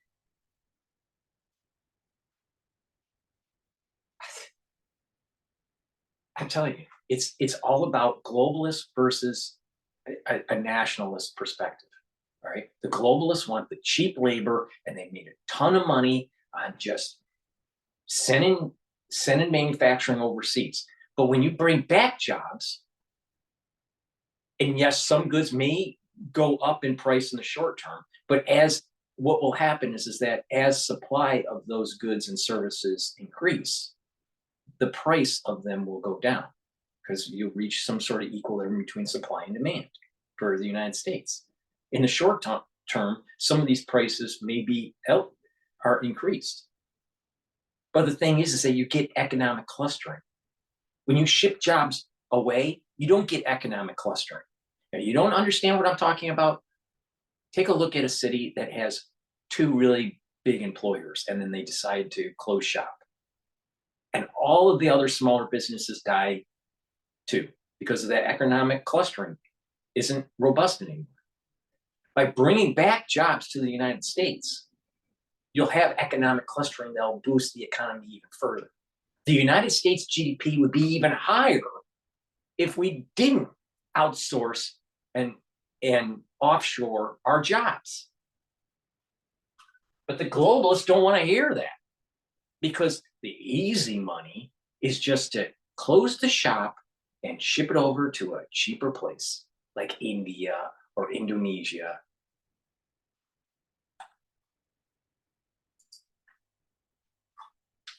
You about a bit about, you said Kamala Harris may not be great. I don't know if what your personal feeling is or what the editorial board's personal feeling is, but Kamala Harris has been part of an administration, and I'm just not leading you here, and I'm not making a campaign commercial. I am following up on the Kamala Harris may not be that great.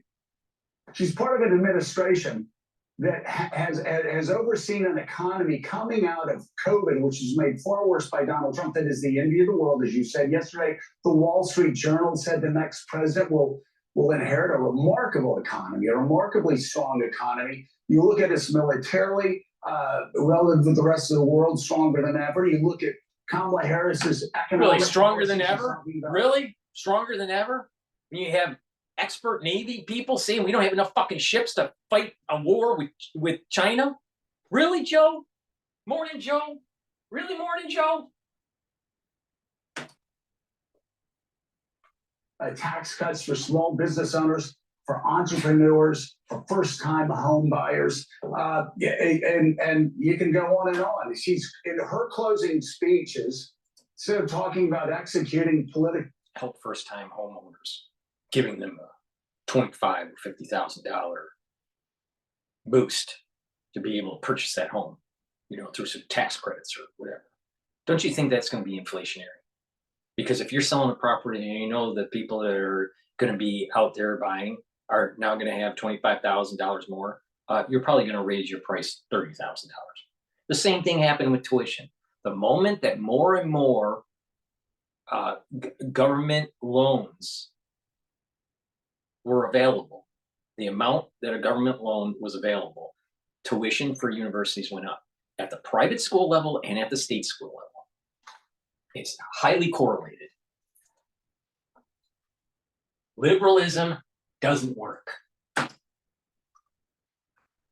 Opponent, she's talking about consensus, compromise, moving to the center, bringing people that may disagree with her to the center, to the table, to talk and to forge consensus. Do you expect more? Who do you think really is more of a... Trump wants to just make deals. He wants to talk, he wants to make a deal, and he doesn't care if they're Republican or Democrat. That's just his nature. He wants to create, he works with chaos, and he wants to just make deals and make move the ball forward on everything. Who do you think is going to be a better deal maker when it comes to global trade or even compromise with some sort of domestic policy? Harris or Trump? Trump, his whole life has been making deals. His whole life, his whole adulthood life.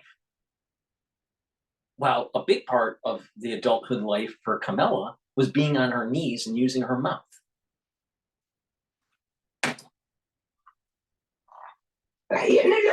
You make a good point, and I don't disagree with a lot of what you said, but let me just, Kamala Harris's economic policies are certainly better than Donald Trump's, no doubt.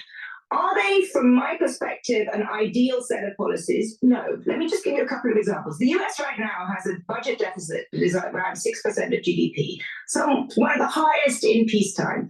We should not be in a position where it gets any bigger. And although her fiscal policy is less reckless than Donald Trump's, it's not clear to me that she has laid out a kind of particularly prudent fiscal policy. Secondly, and this is something that we've had issues with the Biden administration for the last 4 years, the US has shifted, even under President Biden, to a much more interventionist industrial policy. It has not rolled back some of the tariffs on China and other countries. And we happen to believe that actually free markets and competitive forces are really part of the strength of the US.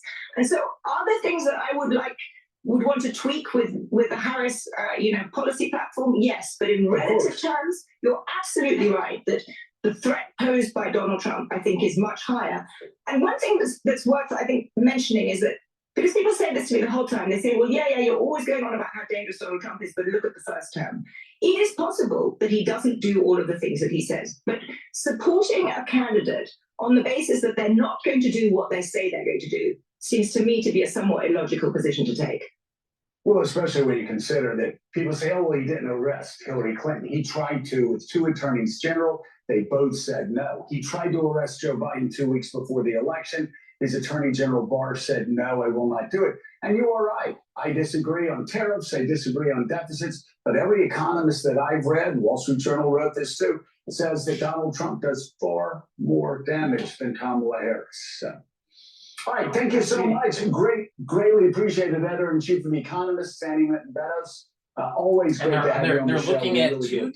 They're looking at two different perspectives here, or categories for evaluating Trump's policy.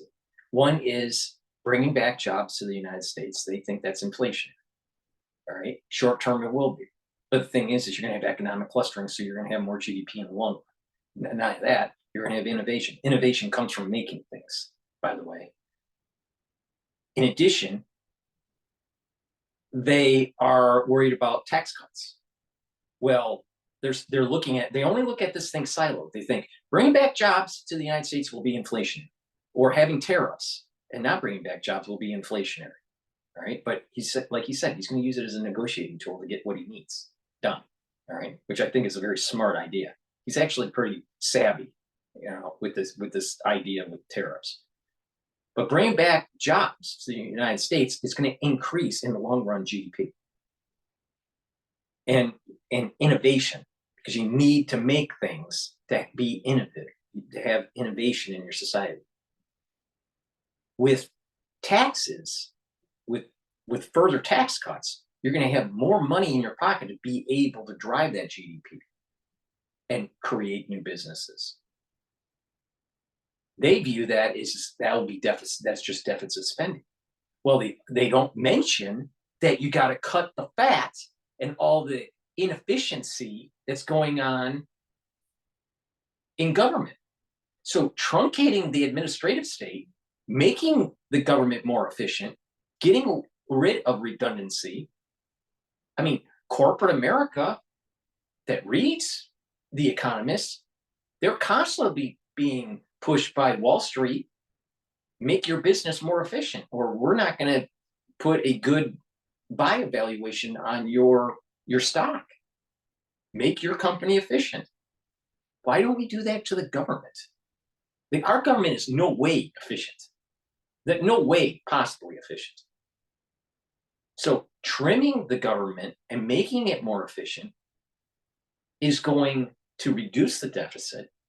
You're increasing the economic clustering in the United States, and you're reducing the tax burden so people can invest in the economy and purchase goods and services. So there's going to be this is a growth engine, midterm to long term. Short term, you might have elevated prices. Short term, you might have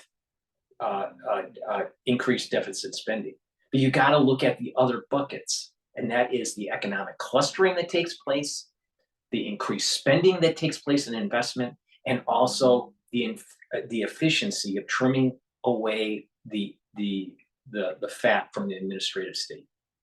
But the administrative state doesn't want to hear that they're going to get laid off. The administrative state doesn't want to hear that agencies are losing power and that they're not going to have as much say. They don't want to hear that. But the thing is that all those agencies are run by the executive branch. The president of the United States runs those agencies. It's not Congress. It's not the judicial branch. So trimming the fat, making it more efficient. The government is an overbloated, overemployed bureaucracy that needs to be trimmed. And we can save money by doing that. And by saving money, we're spending less, we're more efficient, and more money in people's pockets means a better economy and a better future for the individual citizens. And at the aggregate, it will be a more robust economy. But to keep on going with not trimming the fat in government is only going to be throwing good money for bad policy. So Trump's policy in the mid to long term for the country is far better than anything that Harris is going to do. So just keep in mind when economists say Trump's bad, they're only looking at it in a silo, not in a multivariable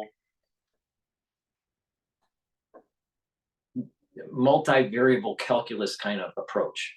All right. And when you look at it, the net present value of Trump's policies to Harris's policies, the country will be better off with Trump. Why? Because of the economic clustering, bureaucratic inefficiency would be trimmed away, and people will have more money in their pocket because of lower taxes. Why should we continue to have taxes? Why? Getting just granular with NATO. The European nations should be paying their way. Period. Now, this whole subsidy stuff that's going on, even in domestic, produce, big ag, that needs to be trimmed out too. These big corporations that are affecting the food supply and trying to create monopolies, they need to be regulated. But these big ag, they don't want to hear that. They want their lobbying power. So Trump's policies in the long run are far better than Harris's policies. But it is true, in the short run, tariffs can, depending on if there are substitutes, but can increase prices. But bringing manufacturing jobs back to America is going to make America's GDP debt ratio more in line to something that is feasible. We need economic clustering. They destroyed our economic clustering when they were shipping jobs away.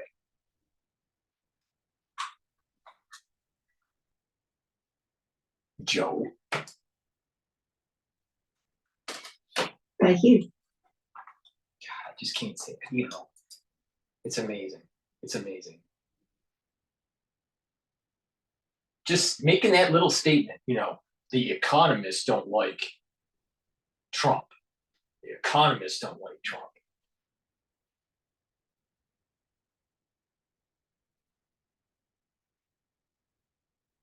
Amazing.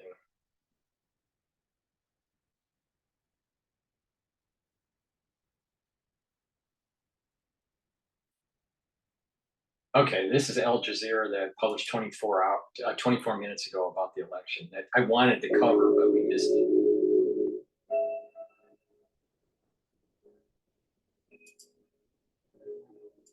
Before we go to that, please go to my store, the-studio-reykjavik.com, and help support my work by getting the supplements. I have vitamin B complex. This helps with cellular metabolism and increasing your energy levels. Really important, especially for your mitochondria. The first 5 B vitamins helps with your mitochondria and the electron transport chain, which creates ATP, which is really important for your immune system, for building muscle, and just overall energy in the cell. If you have enough ATP, your systems will be working more properly. So please make sure you get the vitamin B complex. It also helps with your neurons. So B complex is very important. Resveratrol. Resveratrol is an antioxidant. It also helps to get rid of senescent cells. I take this every day. I've been taking it for decades. So please go to my store, the-studio-reykjavik.com, and get the resveratrol. It is synergistic with C60 and NAD plus and NAC. Multivitamin, really important. This is an easy to digest multivitamin. You should be taking a multivitamin every day. Why? Because multivitamins are cofactors for enzymatic activity. And that means that when you have the right cofactors, the right concentration levels, your cells will perform better, and you will have more energy, and you will slow down the aging process and heal your immune system. So please go to my store, the-studio-reykjavik.com, and get the multivitamin. It's an easy to digest multivitamin. I have partnered up with Rainbow Herbals, and we have these great deodorant bars. We have it in peppermint, lavender, and tea tree, and we also have it in citrus. These are made from the Himalayas, essential oils, so very high quality. It has no baking soda and no aluminum. These are much better than anything you're going to get from the store, let's say Procter & Gamble or Unilever that creates. So please go to my store, the-studio-reykjavik.com, get a couple bars for your household. These deodorants are dual purpose. They act as a deodorant, but they also help to detoxify your body. Really important. And they're also for males and females. So please get a couple bars for your household. Go to my store, the-studio-reykjavik.com, and get the deodorants. All right, so let's go to Al Jazeera about the election. Eyes on America as voters there gear up to head to the polls. I'm Annalise Forces, and on this episode of the stream, we discuss what's unique about this year's U.S. presidential elections and the implications of the vote for the outside world.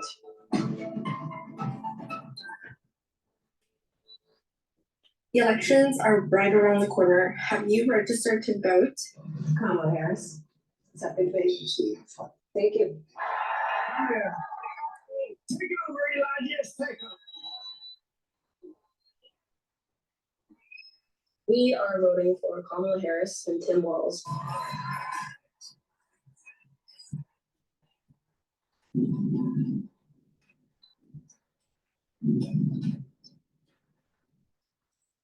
In the United States, the presidential candidate who gets the most votes isn't necessarily the candidate who wins. And we will make America great again. Always remember, when we fight, we win. 2024 has been a year of elections for almost half of the world's population, but no other vote will have been so closely followed as it. If anyone thinks that a popular vote should be the way our system works in a constitutional republic and the whole idea of states' rights, you're stupid, all right? The whole idea is that Electoral College gives power to the states to be able to circumvent high-density areas like New York and California. Because if you went to a popular vote, only density areas, which are typically Democrat, will be voting in the president and circumventing the say of low population states.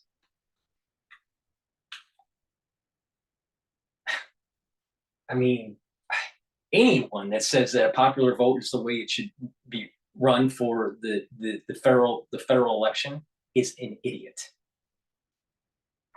I mean, just really think about that. The wisdom in the electoral process and giving power to the states to be able to make the decision.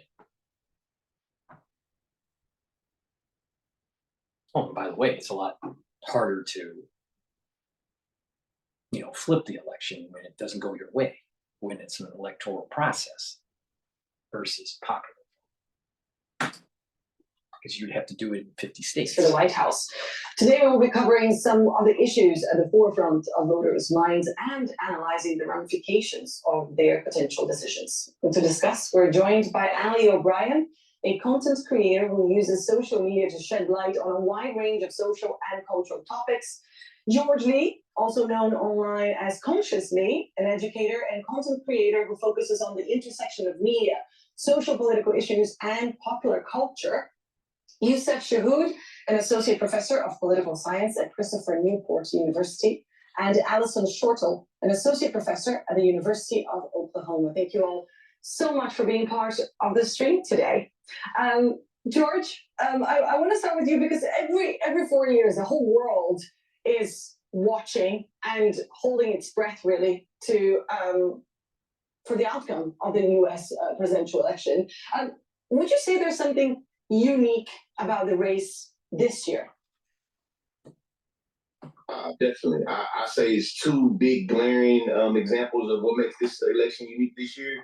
The first is that many Americans is worried about and thinking about how our tax dollars are being spent internationally, especially when we eat and sleep for dinner, especially when you got Americans decide whether they want to pay bills or buy medicine. And then the second thing is being able to see a Black woman in that position. That is the uniqueness of this year. Us thinking about genocide specifically and how it impacts people around the world, and a Black woman being potentially at the realm of this genocidal state. That is the uniqueness of this year.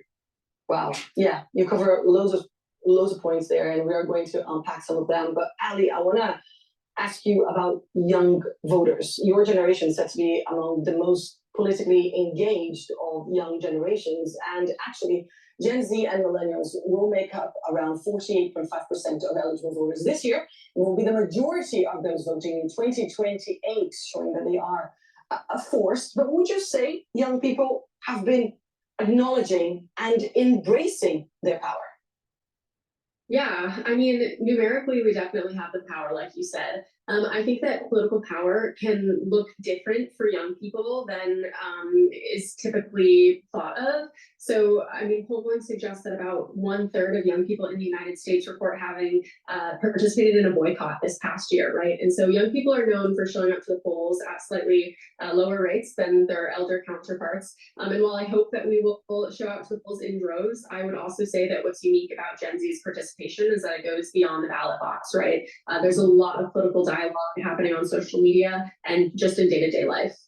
And yes, indeed, we've seen Gen Z out and about this year protesting and engaging in other actions and getting organized. Alison, you study group identity in the context of American political behavior. What is your take on what makes 2024's race for the White House unique? Well, I have to echo George's point. There is a Black woman who is running for office. This not only is a historic first, but it's also a woman who identifies both as Black and Asian. So this is a very particularly interesting election where she's as much white as Black. She's as much Indian as white. She's as much Asian as Black. Basically, she's a hybrid of 4 different nationalities, to my understanding. That means that she's 25% this and 25% that. So why emphasize just the Black side? Because she's just as much white as Black.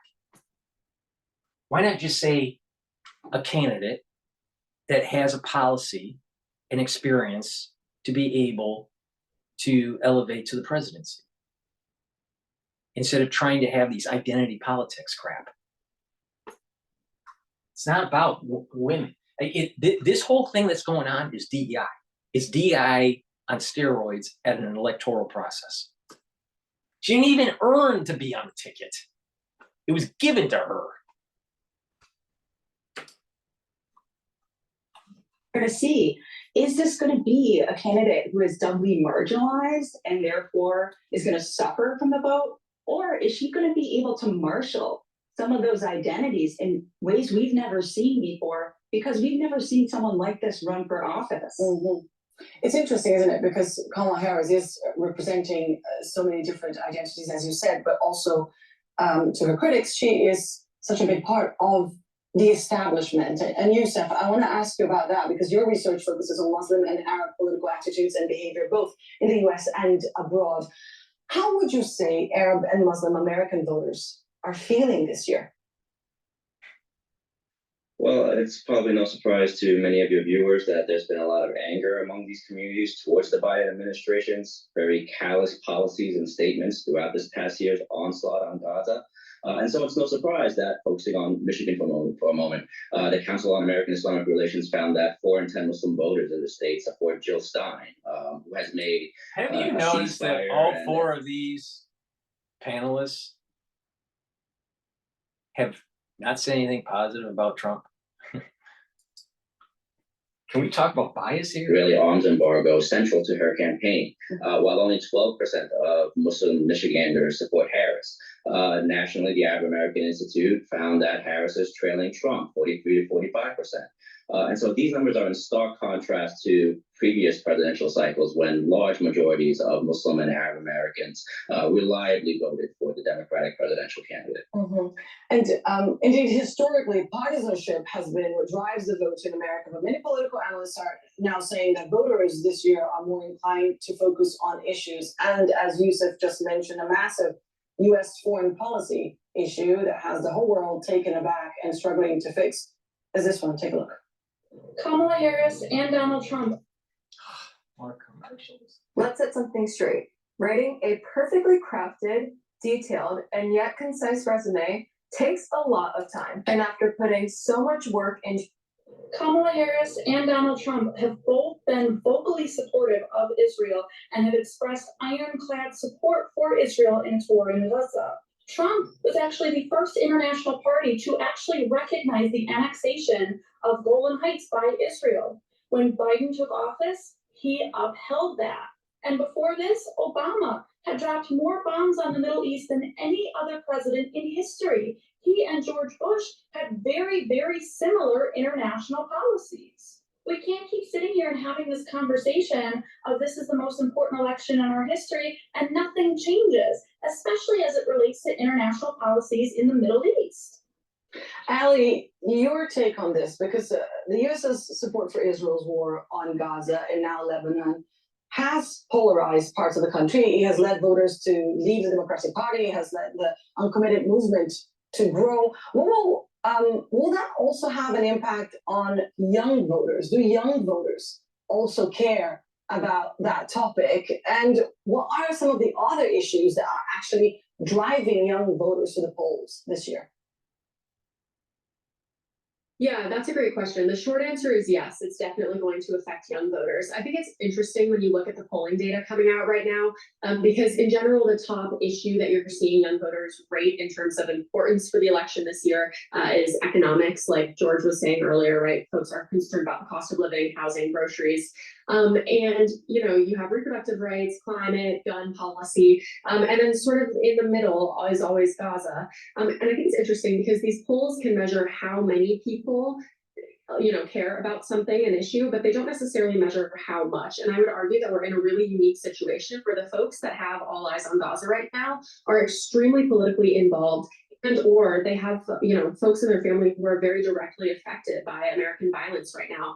And so I think some of these polls are missing the question of, you know, a lot of people can care about an issue, absolutely, and there's, you know, a sense of how much it's going to swing some in the election. And folks who care about Gaza are much more likely to switch up their vote this year. George, when we spoke to you before the show and asked you about the issues driving American voters to the polls this year, you said something really interesting. You said, well, it depends which America you're talking to. I want to ask you about your America, about your reality and the people around you. What are the issues that matter most to you? Man, you know, here in America, Black people are disproportionately impacted by policing and by incarceration. And because Donald Trump is talking about giving police immunity right now, you know, that a lot of people in my community is really thinking about our relationship with policing. But like Ali said, a lot of people are thinking about, you know, the economy as well. We know that Kamala Harris has been able to forge a agenda for Black men, particularly being able to give us different financial things. But I think that when it comes to the Black community uniquely, we're thinking about how Black women are going to be criminalized for reproduction health. We're thinking about how Black people are still trying to get access to buying homes. We're thinking about how Black people are uniquely impacted by the employment. Thinking about how Black people just lost access to higher institutions. Because the Supreme Court that Donald Trump sat was able to have a material impact on how Black people are able to live our lives here in America, I think that there has been sadly a fissure in certain.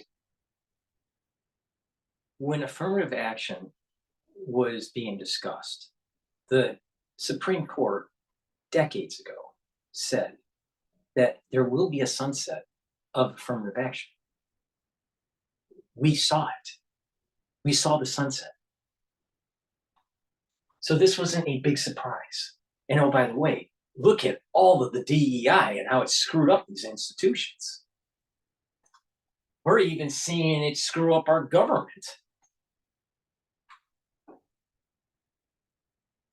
So basically, this guy from Houston is wanting freebies from the Democratic Party, disguised, wrapped up in a bow, which is really reparations.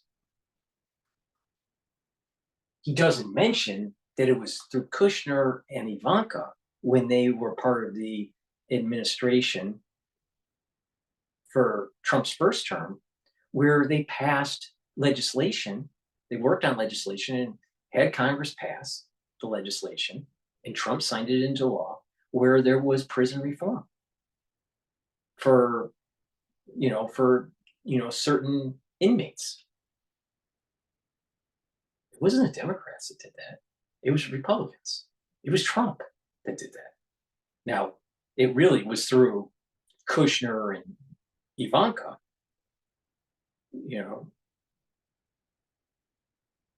pushing Trump along on that. But it was his administration that did it.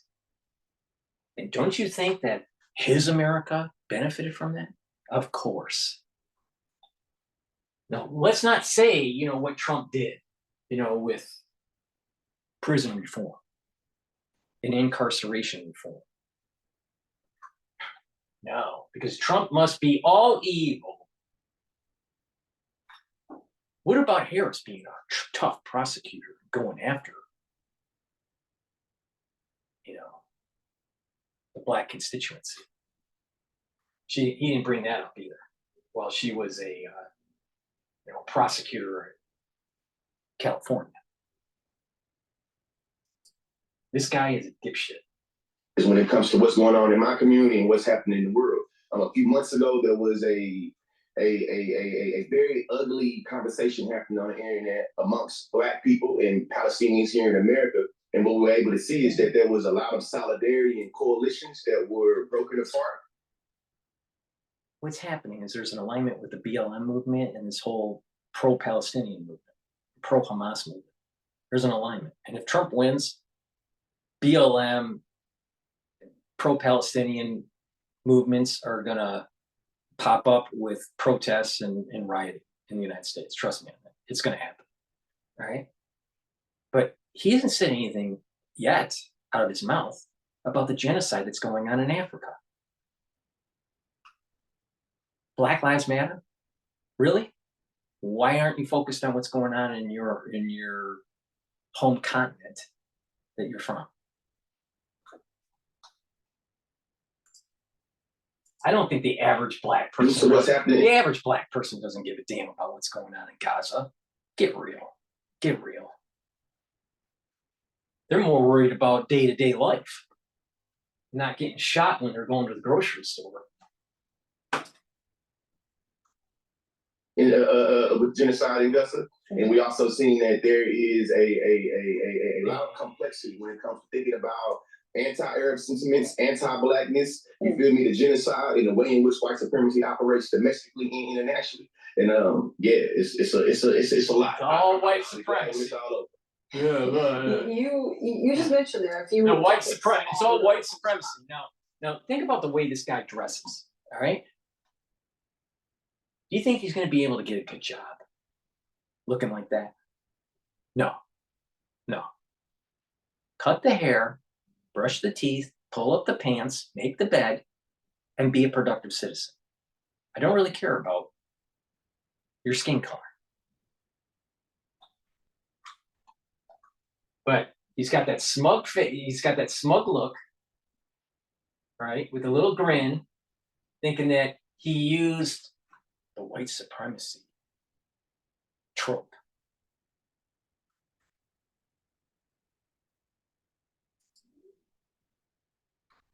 That will actually be detrimental to your community. But according to the polls, a significant number of Black men seem to be more attracted to Donald Trump. How do you explain that?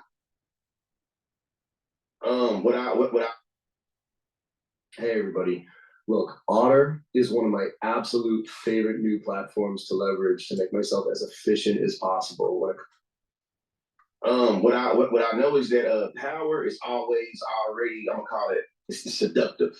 And many of my fellow Black men in my community are seduced by a particular power that the conservative party has and that they placate to.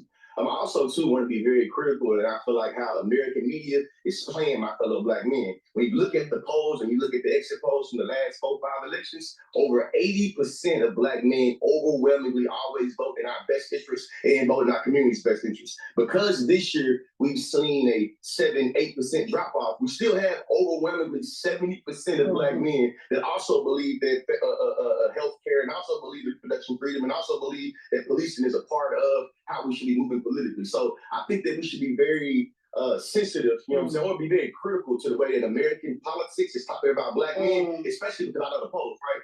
I know that if Kamala Harris fails to persuade white women, she gonna lose. The American media is not talking about the significance of the demographic of white women. In 2016, overwhelmingly, people in my community voted for Hillary Clinton. Now, is Hillary Clinton genocidal? Yes, she bad. Yes. My point, however, is still that when it comes to who is going to decide the presidency, the demographic of white women is typically who decides who's going to be our president, especially in these last 3-4 elections. So again, as a Black man, I would appreciate for the media in America to really stop playing in Black people's faces, because don't do that.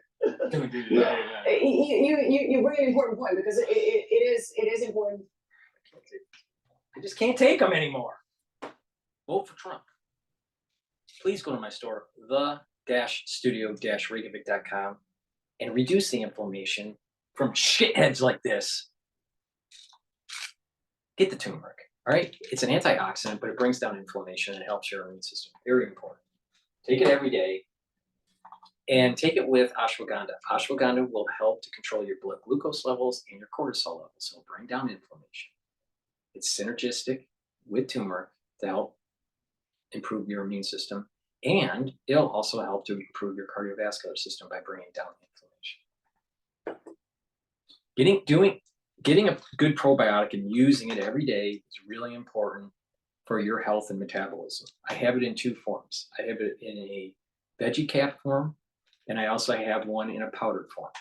So I usually take the powdered one and just mix it with my hummus for my lunch. And you probably saw me eat lunch. So please go to my store and get the probiotics that I have either in the powdered form or in the veggie cap form. And lastly, the omega-3, really important for your cardiovascular health. It'll lower LDL levels and increase your HDL levels, so it's improving your overall cholesterol and your lipid profile. And omega-3 is very important to prevent your red blood cells from sticking.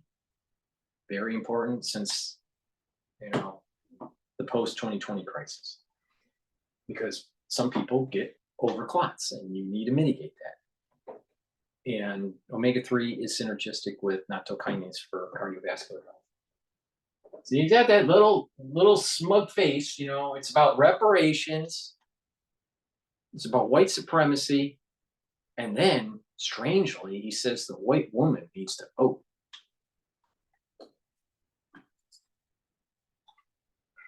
To make that distinction in terms of the percentage of Black men gravitating towards Donald Trump. But Allison, on voters' blocks and how important they are, as George just said, white women are this big force. They gave Donald Trump the presidency back in 2016. Back in July, White Women for Harris, there was a Zoom call. They raised an enormous amount of money. What would you say makes this bloc so powerful? And what are the issues that matter the most to them? Well, there's no doubt that white women in America, and even more specifically, suburban white women in America, which is arguably the majority of white women in America, but because they buy, they hold the purse. They're the ones that spend for the family, and that's all that matters in some sort of economic, strange, amoral way.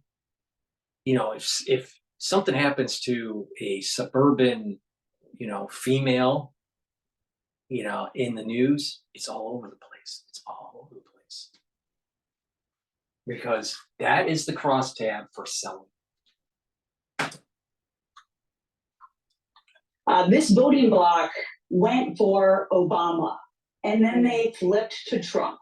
And now they appear to be pretty enthusiastic. We don't know until the election day happens. However, it looks like they may go for Harris. So in terms of a capturable voting bloc, white women are it, right? They are a group that tends to vote with the winner.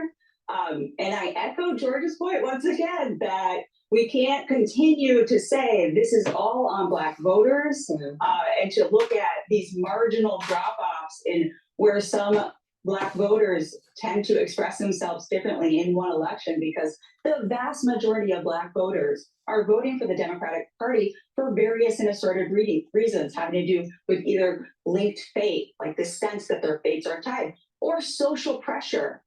The Black public has had the most successful political coalition possibly in American history in order to survive the American system, and largely tied to the carceral state now. But of course, this comes from a legacy of slavery as well as segregation, and often happens through the organizational capacity of the Black church. So yes, the Black public is also a huge voting bloc that we need to pay attention to because of how Harris is on record promoting reparations. I'm telling you, reparations are going to destroy this country. highly organized they are and how effective Black voters are at getting to the polls. But white women, and particularly in these suburban areas of swing states, I'm looking at Pennsylvania, I'm looking at Michigan. These are the people who I do believe are very important in driving that vote in the places that matter during this election. I want to bring another point. I wonder if these white women in suburbia will actually be watching, as we've seen, an increasing number of heavyweight celebrities like Elon Musk, Taylor Swift, Beyonce, throwing their support behind Trump and Harris. But not everyone thinks this is necessarily a good thing for America. Take a look, and then I'll get your reaction, Alison. In what world? Hi, I'm Christine, founder of YouandI.com. What is YouandI.com? We build your business a beautiful, high-performing website in 7 days. I'll tell you. Our website's any good? I'll tell you. No. YouTube just Our does way website too is many freaking commercials. In what world does it make any type of sense that a celebrity who has multiple millions of dollars, who lives in a multi-million-dollar home, private chefs, right, security, okay, in what world does it make sense that they could come out and be like, hey, we think that you should really go vote for this person? So it is the fakest thing to me.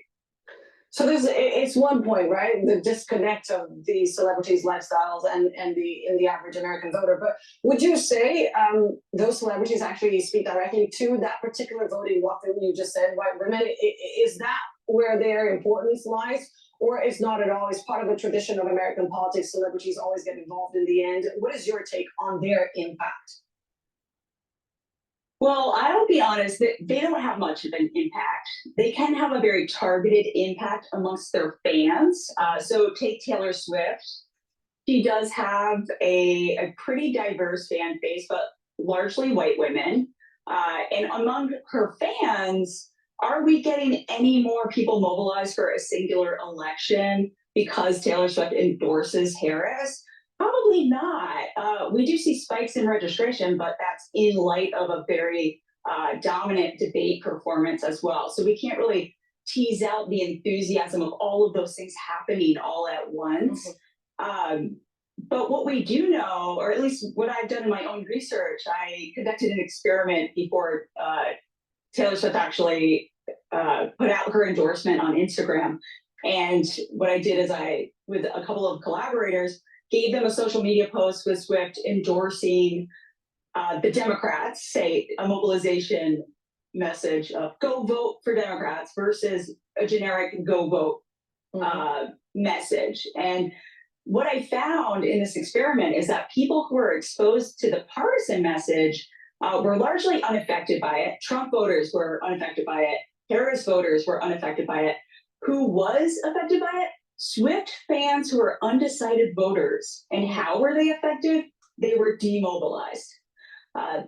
This is a marginal effect, really, because how many undecided Swift voters are there, especially given how liberal Swift's politics are?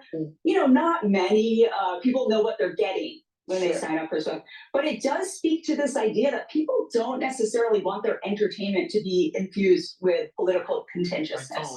You know, they just want to have fun. So they tend to not really care about celebrity endorsements, or if they do pay attention to them at all, it could be demobilizing for some of those fans who want nothing to do with it. And yet the whole media is so interested in it. It's fascinating.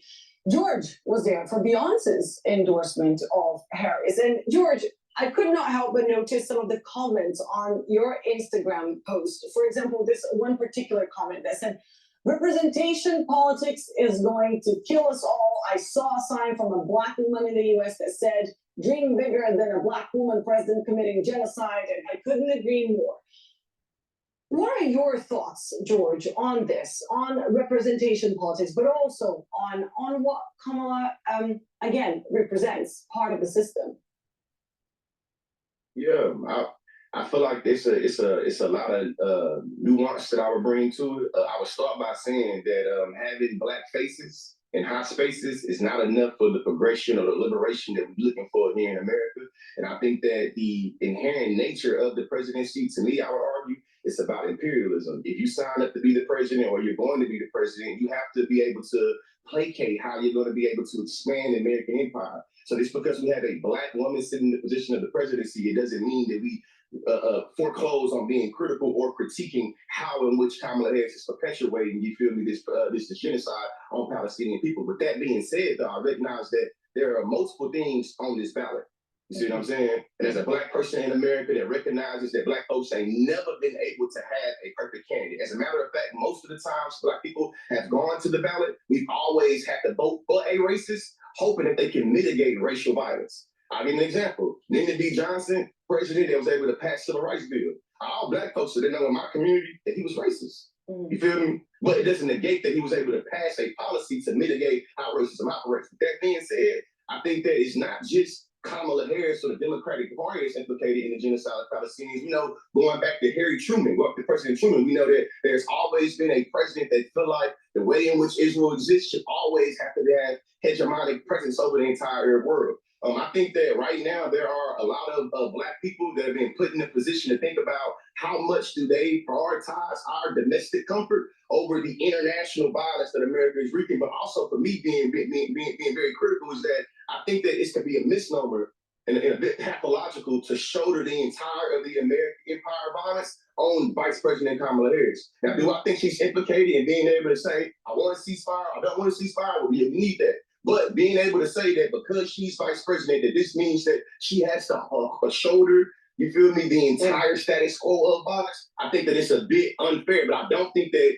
Kamala Harris is immune from criticism. I think that to me it means something. If we talk about Black people being in position and then a Black person getting in that position and they operate just like the white person did. To me, it starts to bring in what is the uniqueness of having this Black person in this position. So ending this answer by again stating having Black faces in high spaces is not enough. And just because a Black woman is going to occupy the position of being a president, it don't mean that we can't be critical of what this Black woman is doing. Free Palestine.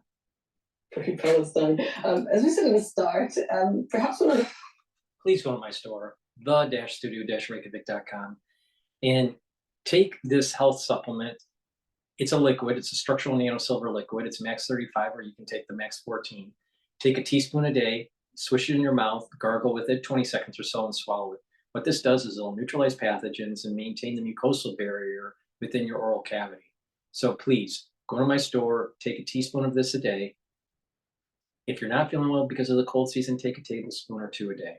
All right, but you should be taking this every day just to maintain a good mucosal barrier and to neutralize pathogens and improve your oral health. So please go to my store, the-studio-reykjavik.com, and get the max 35 or the max 14. It's really important to detoxify your body from heavy metals, toxins, chemicals, even forever chemicals, all right? Zeolite, this zeolite from my store, the-studio-reykjavik.com, will soak up those heavy metals, chemicals, and toxins. You can take this year round, take just a couple drops underneath your tongues, drink it with filtered water, and you can do that every day, all right, year round. Some people, they want to detoxify their body, not year round, but maybe once or twice a year. And to do that, take a few drops underneath your tongue each day with, drink it with filtered water, and then, just use up the bottle and do that once or twice a year. It's up to you. But the thing is detoxify your body. You also need to mitigate the exposure to these chemicals by making sure you filter your water and make sure that you stop eating processed foods and improve where you're getting your food. Okay? So mitigate by improving your water supply and your food supply, but also detoxify by taking the zeolite. This is a great product. Please go to my store, the-studio-reykjavik.com, to get rid of heavy metals, toxins, and chemicals, including forever chemicals. I have C60, which is a very strong antioxidant. All right, take a teaspoon of it a day. You can get it in extra virgin olive oil, MCT coconut oil, or avocado oil. C60 is a molecule that is 60 carbons that soak up free radicals. Take this every day, a teaspoon a day, and it'll soak up those free radicals and boost up your mitochondrial health, and you'll have more energy. So to slow down the aging process, get more energy, and improve your immune system, because you need ATP for your immune system, go to my store, the-studio-reykjavik.com, and get this very potent antioxidant. I have it in a 2-ounce, a 4-ounce, and an 8-ounce configuration. So please go to my store, the-studio-reykjavik.com.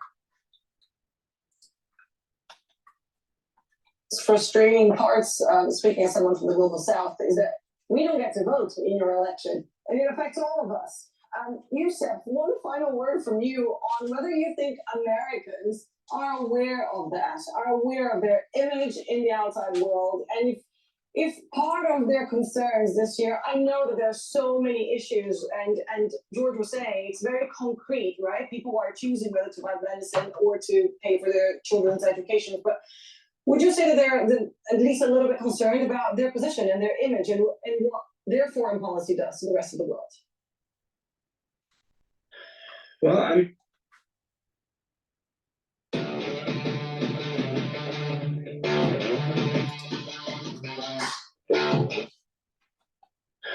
Well, many Americans are just as disturbed by, their country's kind of unquestioning support for Israel, beyond just Arabs and Muslims. People of color, younger Americans are especially in favor of a change in policy towards Israel and in, a step back from the kind of imperial positioning that America has had for, ever.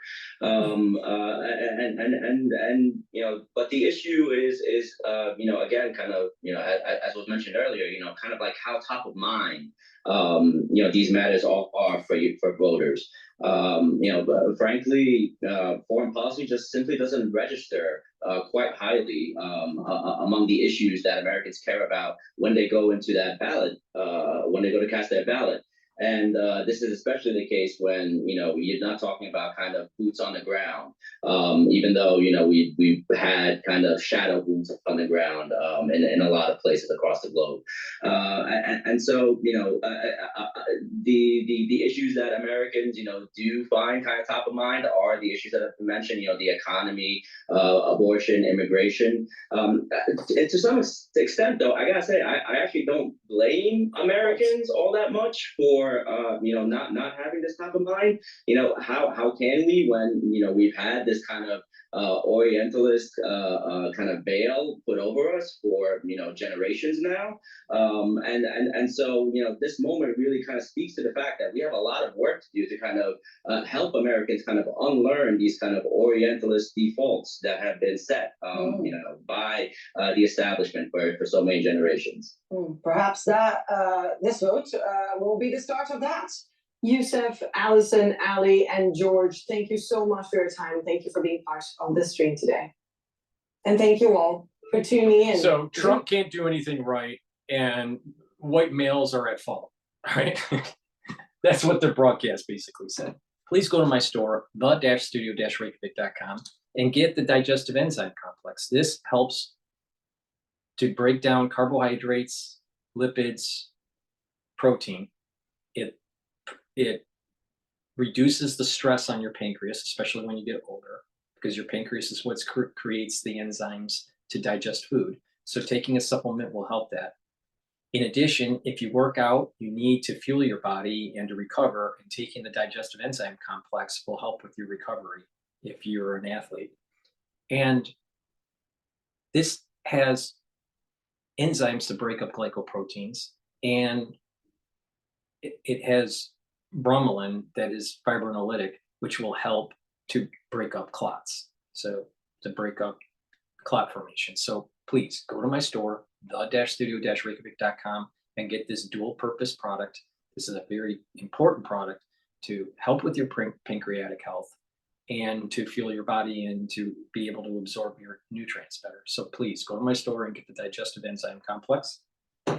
I also have another dual purpose product, which is the olive leaf extract. This is a great way to improve your immune system and your cardiovascular health. How does it work? It brings down inflammation, and it helps to improve your lipid profile by lowering LDL levels and increasing your HDL levels. So take olive leaf extract every day. And if you're having problems sleeping, especially when you listen to a bunch of libtards, please go to my store and get the Good Night Formula. Good Night Formula is important to take so you can get into 3 cycles of REM sleep, so you have deep sleep, you're consolidating memory, you're going to be well rested, so you'll have energy, proper energy levels when you wake up in the morning. And in addition, when you do have these 3 cycles of REM sleep, you're detoxifying your body. So if you're chronically deprived of sleep, right, what will happen is you'll build up toxins in your cells in your body, but especially in your central nervous system. And over time, that will degrade the neurons and potentially produce age-related dementia earlier, okay?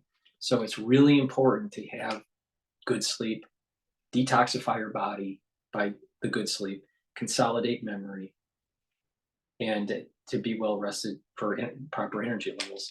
This has tryptophan and melatonin in it, and other supplements or other ingredients. And you can go to the store and take a look at them. But the thing is that this is a very good product that you should be taking every day if you're having a problem sleeping.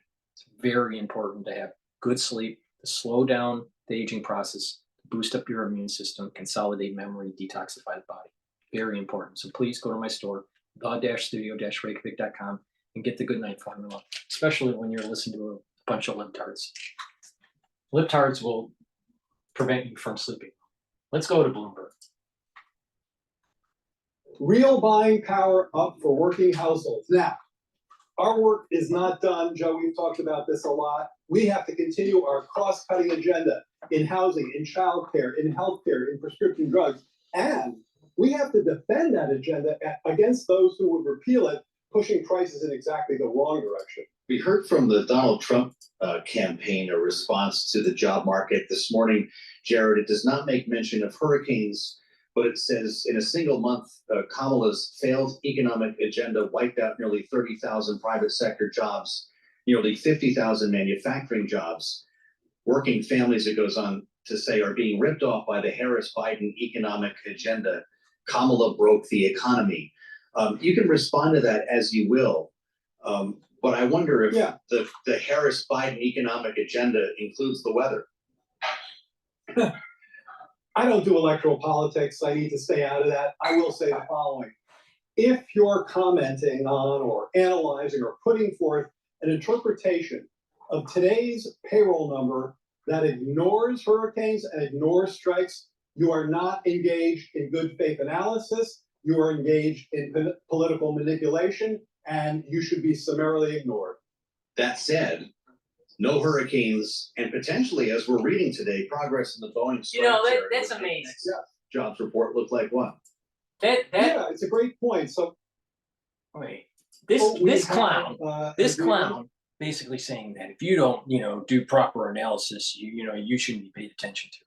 This is the clown that couldn't tell you when he was asked on how the Federal Reserve prints money, and he's a fucking economist. What a jackass. Let me rewind. I just can't take these people anymore. I just can't take them. Political manipulation, and you should be summarily ignored. That said, no hurricanes, and potentially, as we're reading today, progress in the Boeing strike, Jared, would make next jobs report look like what? Yeah, it's a great point. So we know we have an agreement between the machinists and the machinists, I should say the union leadership and the management for a vote on Monday. It is, of course, up to the rank and file to decide whether they approve that new contract, but that is a good news of progress in that area. One of the things we showed today, you guys would love this, so you should go check. Hold on. What's his title? A good news of progress in that area. One of the things we showed Monday, it is, of course, up to the rank and file to decide whether they approve that new contract, but that is a good news of progress in that area. One of the things we showed today, Jared Bernstein, Chair, White House Council of Economic Advisors, and he doesn't know monetary theory. He doesn't know how the Federal Reserve really works. But he tries to do some potshot comment about new data that came out. This guy is a clown. He's a clown. We're run by a bunch of idiots. Of this, so you should go check it out on my Twitter feed, which is econjared46. If you look at the movement in unemployment claims, this is responsive to your question about what to expect next month. The unemployment claims really spiked, as they should, in the areas that were affected by hurricanes, devastated by hurricanes. As those areas rebuild and get back on track, and there's still a long way to go. They were devastated, and we're going to help them every step of the way. You see claims coming back down. That spike has really done a pretty significant round trip. And by the way, we contrast that to areas where there was no hurricane, and there you see claims were pretty flat. So if you look at claims response to the hurricane, they went up, they came down, and when they went up was the reference period for the payroll survey. It explains the noise in the payroll survey today. But yes, it looks like we should be getting back on track for next month's report. Okay, I'm not allowed to ask you about the Fed because I know you're going to talk to me about Fed independence, Mr. Chairman. I guess I'd ask you with the data we've seen here, the big data week leading into this election and this Fed meeting, just happens to be one next week. You probably didn't hear about it, but I wonder if the data change your view when it comes to the trajectory of interest rates, if only in the bond market. Well, we've seen rates in the bond market be somewhat elevated. We certainly see the mortgage rate go up. And, part of that has to do with the stronger economy. So look, under President Biden, we got the GDP report this week. Under President Biden, the annualized growth rate for GDP has been slightly north. Part of it is because we have a debt to GDP ratio that's too high, Jared. And oh, by the way, the Federal Reserve may not cut rates because of the inflationary problem that we have, Jared. This guy's a fucking idiot. 3%. That is a very strong, very much above trend growth rate. So strong growth, solid labor market, easing prices, real wage and income gains, certainly putting some upward pressure there. But I also think there's a policy element going on in that spread, in that interest rate. And I think it has to do with the idea that one of the candidates is talking about massive tariffs acting as a sales tax on the middle class, massive deportations, terrible idea for the labor market, and compromising Fed independence. That may also Let's think about this. Let's keep illegals into the country so we can suppress wages. Doesn't it sound like slavery? Now on Al Jazeera, they were talking about all the imperialistic aspects. We should just have a policy of open border and all this stuff, because that's what Harris promotes, and they were promoting Harris, right? That's just an element of slavery, cheap labor.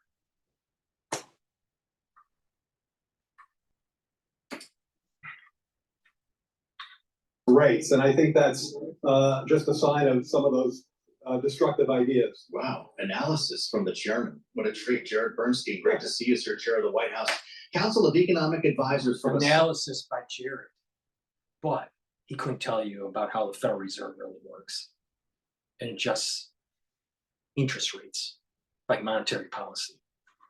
Please go to my store, the-studio-reykjavik.com. I have 5 new products on there on the store that I'm going to be going over really quickly that you can purchase you can purchase them individually, or you can purchase them in the Longevity Beginners Box. All right. So, and if you buy the Longevity Beginners Box and you buy all 5 of these, then you get a discount. But in the Longevity Beginners Box, or you can buy them individually, you get the NAC, which brings up glutathione levels. It's a very strong antioxidant. So it helps to soak up those free radicals so you age slower.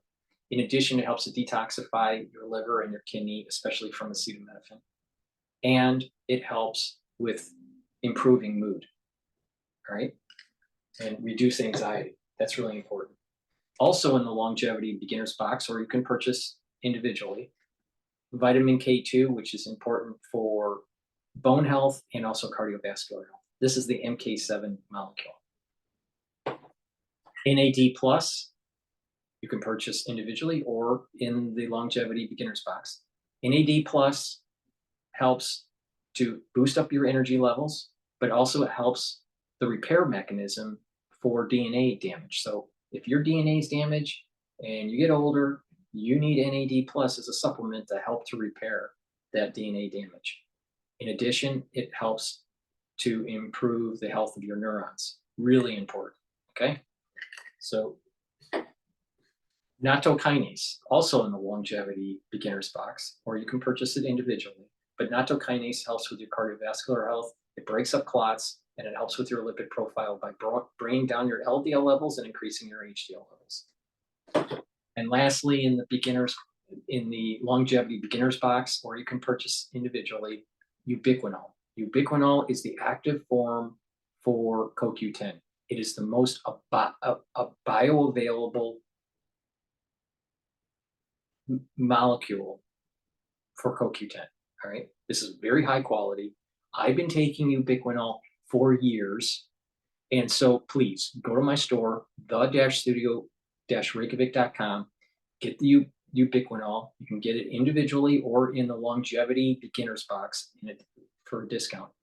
But ubiquinol, what does it do? It boosts up your energy levels. It helps with your mitochondrial health. It's an antioxidant, and it also helps to improve your neural health. So please take ubiquinol. It's really important as part of the stack for anti-aging, longevity, and boosting up your immune system. How does it boost up your immune system?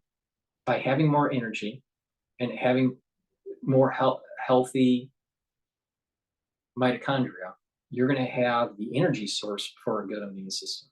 All right. And it's an antioxidant, so it's soaking up those free radicals and reducing the stress on cells. So please go to my store, the-studio-reykjavik.com. Get the longevity beginner's box, ubiquinol, nattokinase, NAD+, vitamin K2, and NAC. You get that in the longevity beginner's box. If you purchase the box, you get a discount. So please go to my store, the-studio-reykjavik.com. This is the end of my transmission for today. Please subscribe to all 4 channels on YouTube. I have Brighteon, Bitchute, Rumble. Please follow me on all those channels. Also, I will be doing a live show during the election, so please follow me there, and we'll be covering the international markets as the election night progresses. Thank you for listening. Please make sure you subscribe to all my channels, share the links, tell your social media followers to subscribe and to follow my work. I greatly appreciate it. Thank you for listening, and have a nice day.